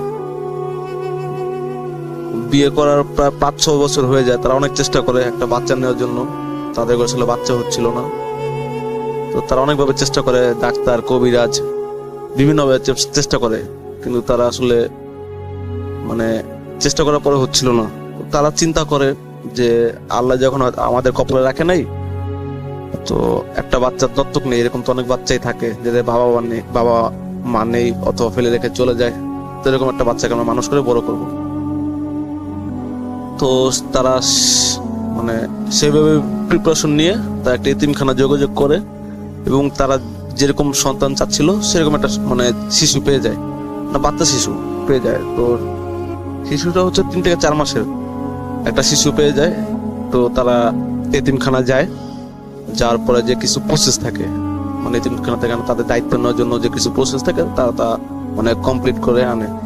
আর রাসেল ভাই বাচ্চাটা যে মানে তারা যেই বাচ্চাটাকে দত্তক মানে নিবে, তারা মানে এতিমখানায় বাচ্চা যখন 3 থেকে 4 দিন বয়স তারা মানে সেই এতিমখানায় একটা গেটের সামনে, তাদের যে গেট প্রধান গেট সেটার সামনে তারা পায় মানে রাত্রে 2টা কিংবা আড়াইটা দিকে অনেক মানে মধুরাতে তারা মানে যে তাদের গেটের সামনে এতিমখানা গেটের সামনে মানে কান্নাকাটির আওয়াজ শুনে তারা মানে সবাই এসে দেখে যে একটা বাচ্চা কান্নাকাটি করতেছে। হয়তো বা এরকম থাকে বাবা মা নিতে চাচ্ছেন এরকম একটা বাচ্চা, এরকম অনেক মানে এরকম অনেকেই থাকে বাবা মা যে বাচ্চা রেখে চলে যায়।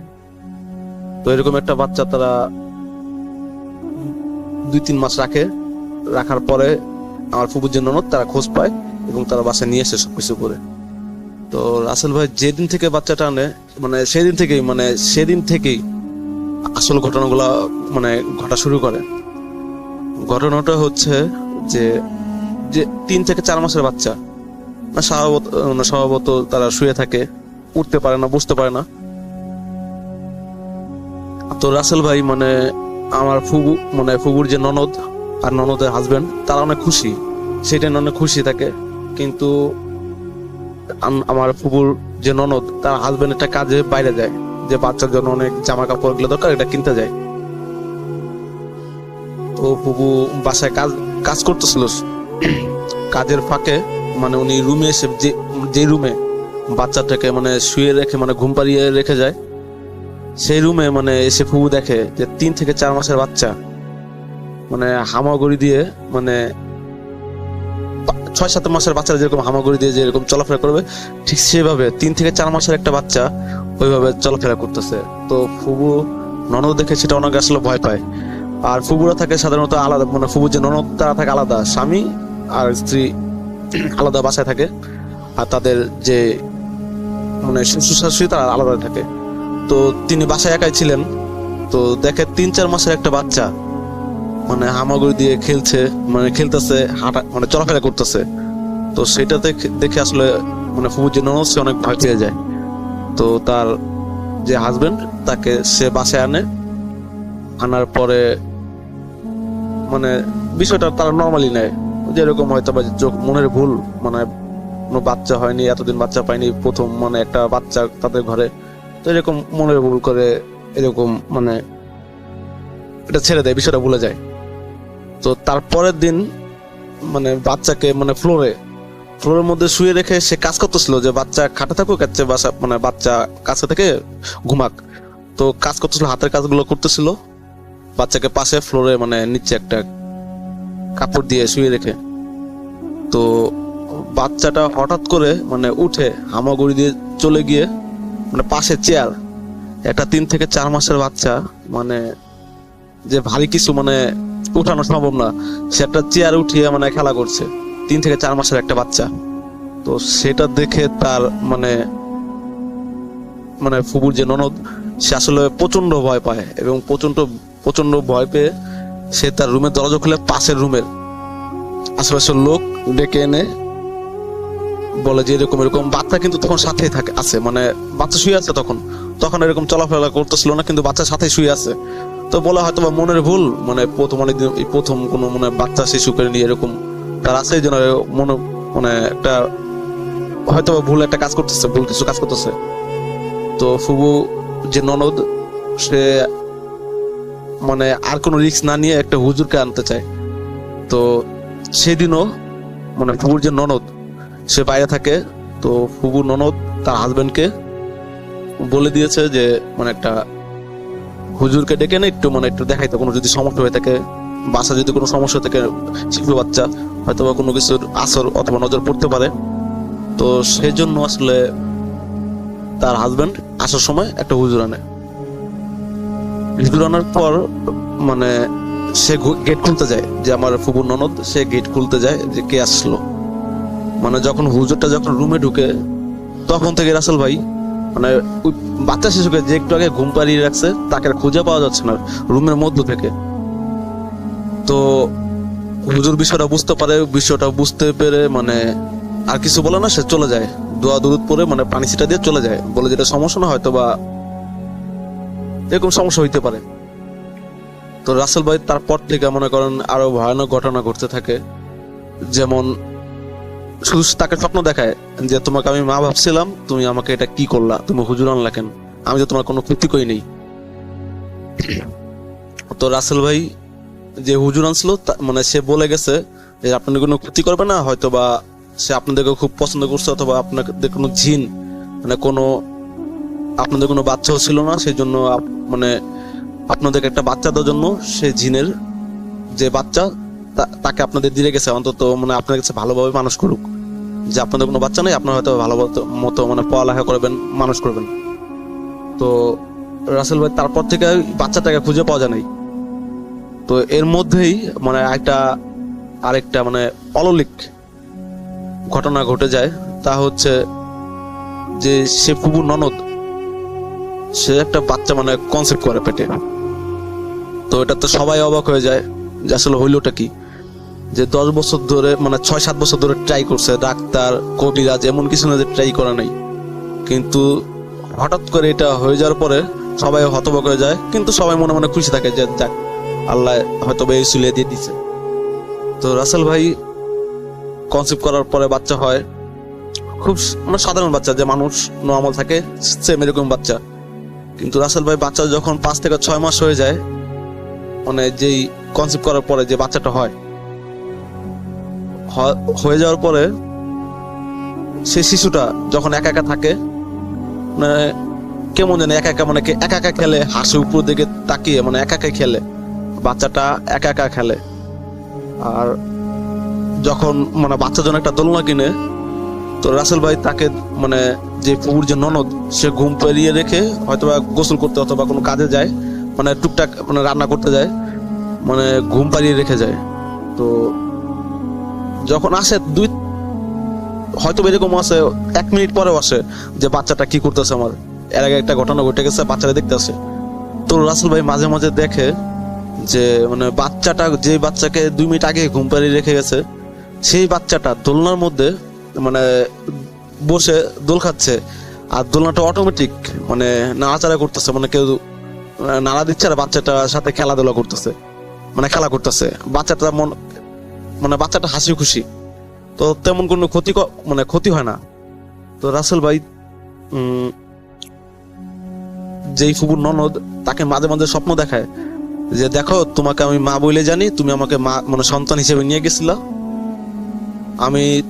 তুমি আর এরকম কিছু করো না যেটাতে আমি আর দূরে চলে যাই, এটা আমার বোন মনে করে আমি ওর সাথে খেলি, আর দয়া করে কবিরাজ অথবা যে এরকম এনে আমাকে দূরে পাঠায় দিও না, আমাকে আমি আমার বোনের কোনো ক্ষতি করব না, আমি আমার বোনের পাশে আছি, প্লিজ আমাকে আর দূরে সরা রাখো না, আমি তোমাদের সামনে হয়তো বাসবো না, কিন্তু আমাকে দূরে সরা রাখো না, এটা আমার বোন, আর বোন মনে করে আমি মানে খেলি, ওর সাথে আসি, ওর সাথে দেখা করি, কিন্তু তোমরা মানে আমাকে ভাই বোনের মধ্যে মানে আর কোনো মানে দূরে সরা রাখিও না, এরকম একটা কিছু স্বপ্ন দেখায়। তো কবিরাজ তারা অনেক কবিরাজ দেখায়, এরপরে অনেক কবিরাজ দেখায়, কিন্তু রাসেল ভাই কোনো কবিরাজের সমাধান মানে দিতে পারছিল না। তো লাস্ট একটা কবিরাজ আছে যে উনি আসে মানে বলে যে দেখেন আসলে মনে হয় একটা টাইম নেয়, কবিরাজ একটা টাইম নেয় যে আমাকে 2 দিন সময় দেন, আমি হাজির করে আমি মানে আপনাদেরকে সবকিছু জেনে আপনাকে জানাচ্ছি। তো রাসেল ভাই 2 দিন পর সেই কবিরাজটা মানে যে ফুবুর ননদ, সেই ননদের কাছে আসে, মানে ননদ আর ননদের হাজবেন্ড ওনার কাছে আইসা বলে যে আসলে আপনাদের কোনো ভয় নাই, মানে আপনাদের সাথে যেরকম মানে ঘটনা ঘটে গেছে মানে সেটা আল্লাহ হয়তো চাইছিল এইভাবেই হবে এইভাবে হইতেছে, আর আপনারা এটা নিয়ে একটু বেশি কোনো ঘাটাঘাটি করেন না, আর ওদের মানে ভাই বোনের মধ্যেই থাকতে দেন, আপনার কোনো ক্ষতি করবে না। তো রাসেল ভাই এইটাই ছিল ঘটনা। আর রাসেল ভাই সেই বাচ্চাটার এখন মোটামুটি 3 থেকে 4 বছর বয়স।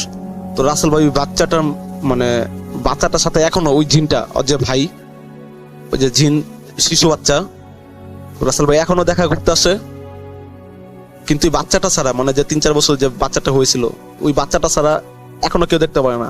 আর এটা তার পরিবার এখন মানে মেনে নিয়েছে যে হয়তো যখন ক্ষতি করে না তার বোন, এইভাবে এখনো চলে আসতেছে। আর মানে সব তার যে আমার যে ফুবু যে ননদ, তার মানে স্বপ্ন এখন আর আসে না, কিন্তু সেই বাচ্চাটা ছাড়া এখন সবসময় থাকে। আর মানে এরকম কোনো ক্ষতি টতি হয় নাই। তো রাসেল ভাই এইটা ছিল ঘটনা। যদি ঘটনাটা ভালো লাগে থাকে শেয়ার করে দিবেন। ধন্যবাদ রাসেল ভাই।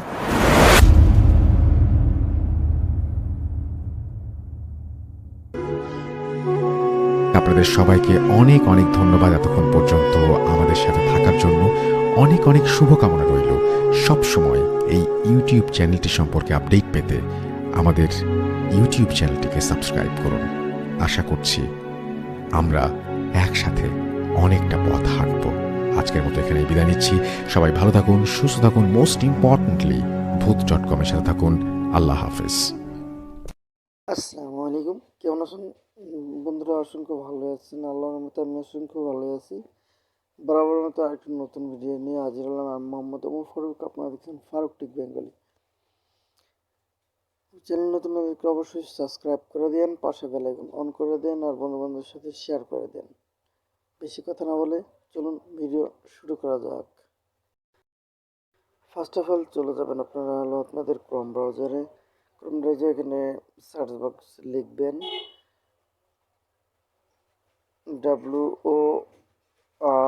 WORK UP জব, ঠিক আছে? এখানে লেখার পর এখানে সার্চ দিয়ে দিবেন। সার্চ দেওয়ার পর দেখেন এখানে মানে প্রথম যে ওয়েবসাইটটা আমার কি শো করছে, best Microsoft site to make money online work up job. এই সাইডে পরে এই সাইডেতে আপনারা একটা কথা বলে রাখি, এই সাইডে থেকে আপনারা ইনকাম করতে পারবেন এবং কি আপনার যে কোনো রিলেটেড আর কি মার্কেটিং, যে কোনো মার্কেটিং করতে পারবেন। যেমন ধরেন YouTube video boost, YouTube video like, YouTube video মানে comment, share, Facebook, Twitter, Telegram, আপনার অ্যাপস যে কোনো রিলেটেডস এখানে আপনারা সাবমিট করলে এখান থেকে কাজ করে নিতে পারবেন। আর বিশেষ হচ্ছে এখানে একবার অর্গানিক, একবার জেনুইনভাবে আপনি এখান থেকে কী করতে পারবেন। আচ্ছা, এখানে ঢোকার পরে এই ওয়েবসাইটে আসার পরে এখান থেকে আপনারা এখানে যেহেতু আমার একটা অ্যাকাউন্ট খোলা আছে, আপনারা এখান থেকে আমি তারপর আপনাদের দেখাই দিচ্ছি অ্যাকাউন্ট। এখান থেকে ক্রিয়েট এ নিউ অ্যাকাউন্টে যে এখান থেকে আপনারা ফর্ম ফিল আপ করে নেবেন, name, Gmail, password, robotic, and এখান থেকে টিকমার্ক দিয়ে ক্রিয়েট করে নেবেন। আমার যেহেতু অ্যাকাউন্ট আছে, আর একটা কথা বলে রাখি, এই ওয়েবসাইটে আপনারা একটার বেশি অ্যাকাউন্ট করবেন না। অ্যাকাউন্ট করলে অ্যাকাউন্ট ব্যান্ড হয়ে যাবে, যার কারণে একটা অ্যাকাউন্ট করবেন। আর আমি অ্যাকাউন্ট খুলছি দেখে বিদায় আপনাদেরকে আমি কোনো দেখাচ্ছি না। আপনারা এইভাবে অ্যাকাউন্ট একবার সহজ নেম, জিমেল, পাসওয়ার্ড এবং কি রোবোটিক এবং কি টিকমার্ক দিয়ে এখান থেকে ই করে।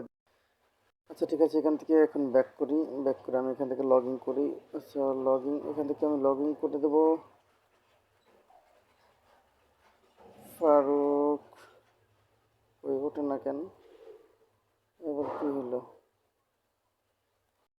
এখান থেকে আমি জিমেল পাসওয়ার্ড দিয়ে দিয়েছি, এখান থেকে আমি এখানে লগ ইন করে দিই। আচ্ছা দেখেন, লগ ইন করার সাথে সাথে কিন্তু আমার মানে পেজটা এভাবে শো করছে। আপনারা ভালো করে দেখেন, লক্ষ্য করেন। এই দেখেন এভাবে শো করার পর যেভাবে শো করছে এখানে সব মানে যারা যারা এখানে পোস্ট করছে সব পোস্ট এখানে শো করছে। একটা পোস্ট এখানে আপনার এই পোস্টটা আপনি একটু লক্ষ্য করুন। মানে এই যে এই পোস্টটা বলছে ফুল ভিডিও ওয়াচ, মানে তার ওয়াচ টাইমের দরকার, যার কারণে সে ওয়াচ টাইম করছে। আর এখানে এক মিনিট অ্যাকাউন্ট, মানে একটা অ্যাকাউন্ট খোলা লাগবে, 70 পয়সা করে দেবে, মানে 60 টাকা করে দেবে। আর এখানে ধরেন 2 টাকা। এখানে দেখেন এই যে অনেক অনেক অনেক পোস্ট আছে, YouTube video full watch, YouTube video watch time, ইট নেট ফুল ওয়াচ। দেখুন এখানে অনেক অনেক আছে। আপনি এখানে ক্যাটাগরি দিতে পারবেন, ক্যাটাগরি এখান থেকে সিলেক্ট করতে পারবেন আপনি কী ক্যাটাগরি মানে কাজ করতে চান বা কি ছাড়তে চান, আপনি কি নিয়ে আচ্ছা, এখানে এখন এখন কথা হচ্ছে এখানে ডিপোজিট, মানে আপনি তো এখানে টাকা অবশ্যই লোড দিতে হবে। এখান থেকে ডিপোজিট ক্লিক করবেন, সরি ডিপোজিট না, এখান থেকে আপনার হচ্ছে গিয়া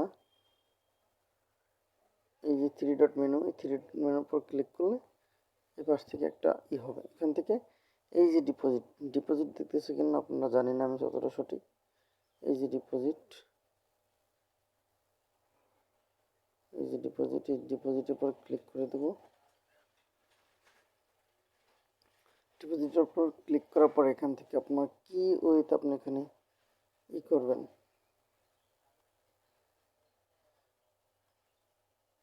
এখান থেকে আমরা কি এতে ইনস্ট্যান্ট ডিপোজিট, পেনিয়ার, পেপাল, উইশ, এখানে ইনস্ট্যান্টে দিয়ে দিলাম। ইনস্ট্যান্ট দেওয়ার পর এখান থেকে আসছে বিকাশ।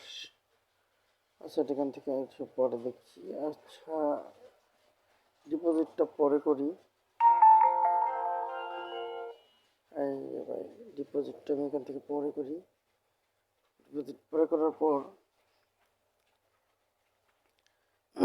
এই ছিল অ্যাকাউন্টের বিষয় বিস্তারিত, আর ভেরিফাই নিয়ে এবং কি আপনার অ্যাকাউন্ট এই ভিতরে অ্যাকাউন্ট খুব ব্যান্ড হয়, এসব নিয়ে পরে একটা মানে পরবর্তী ভিডিওতে আলোচনা করব।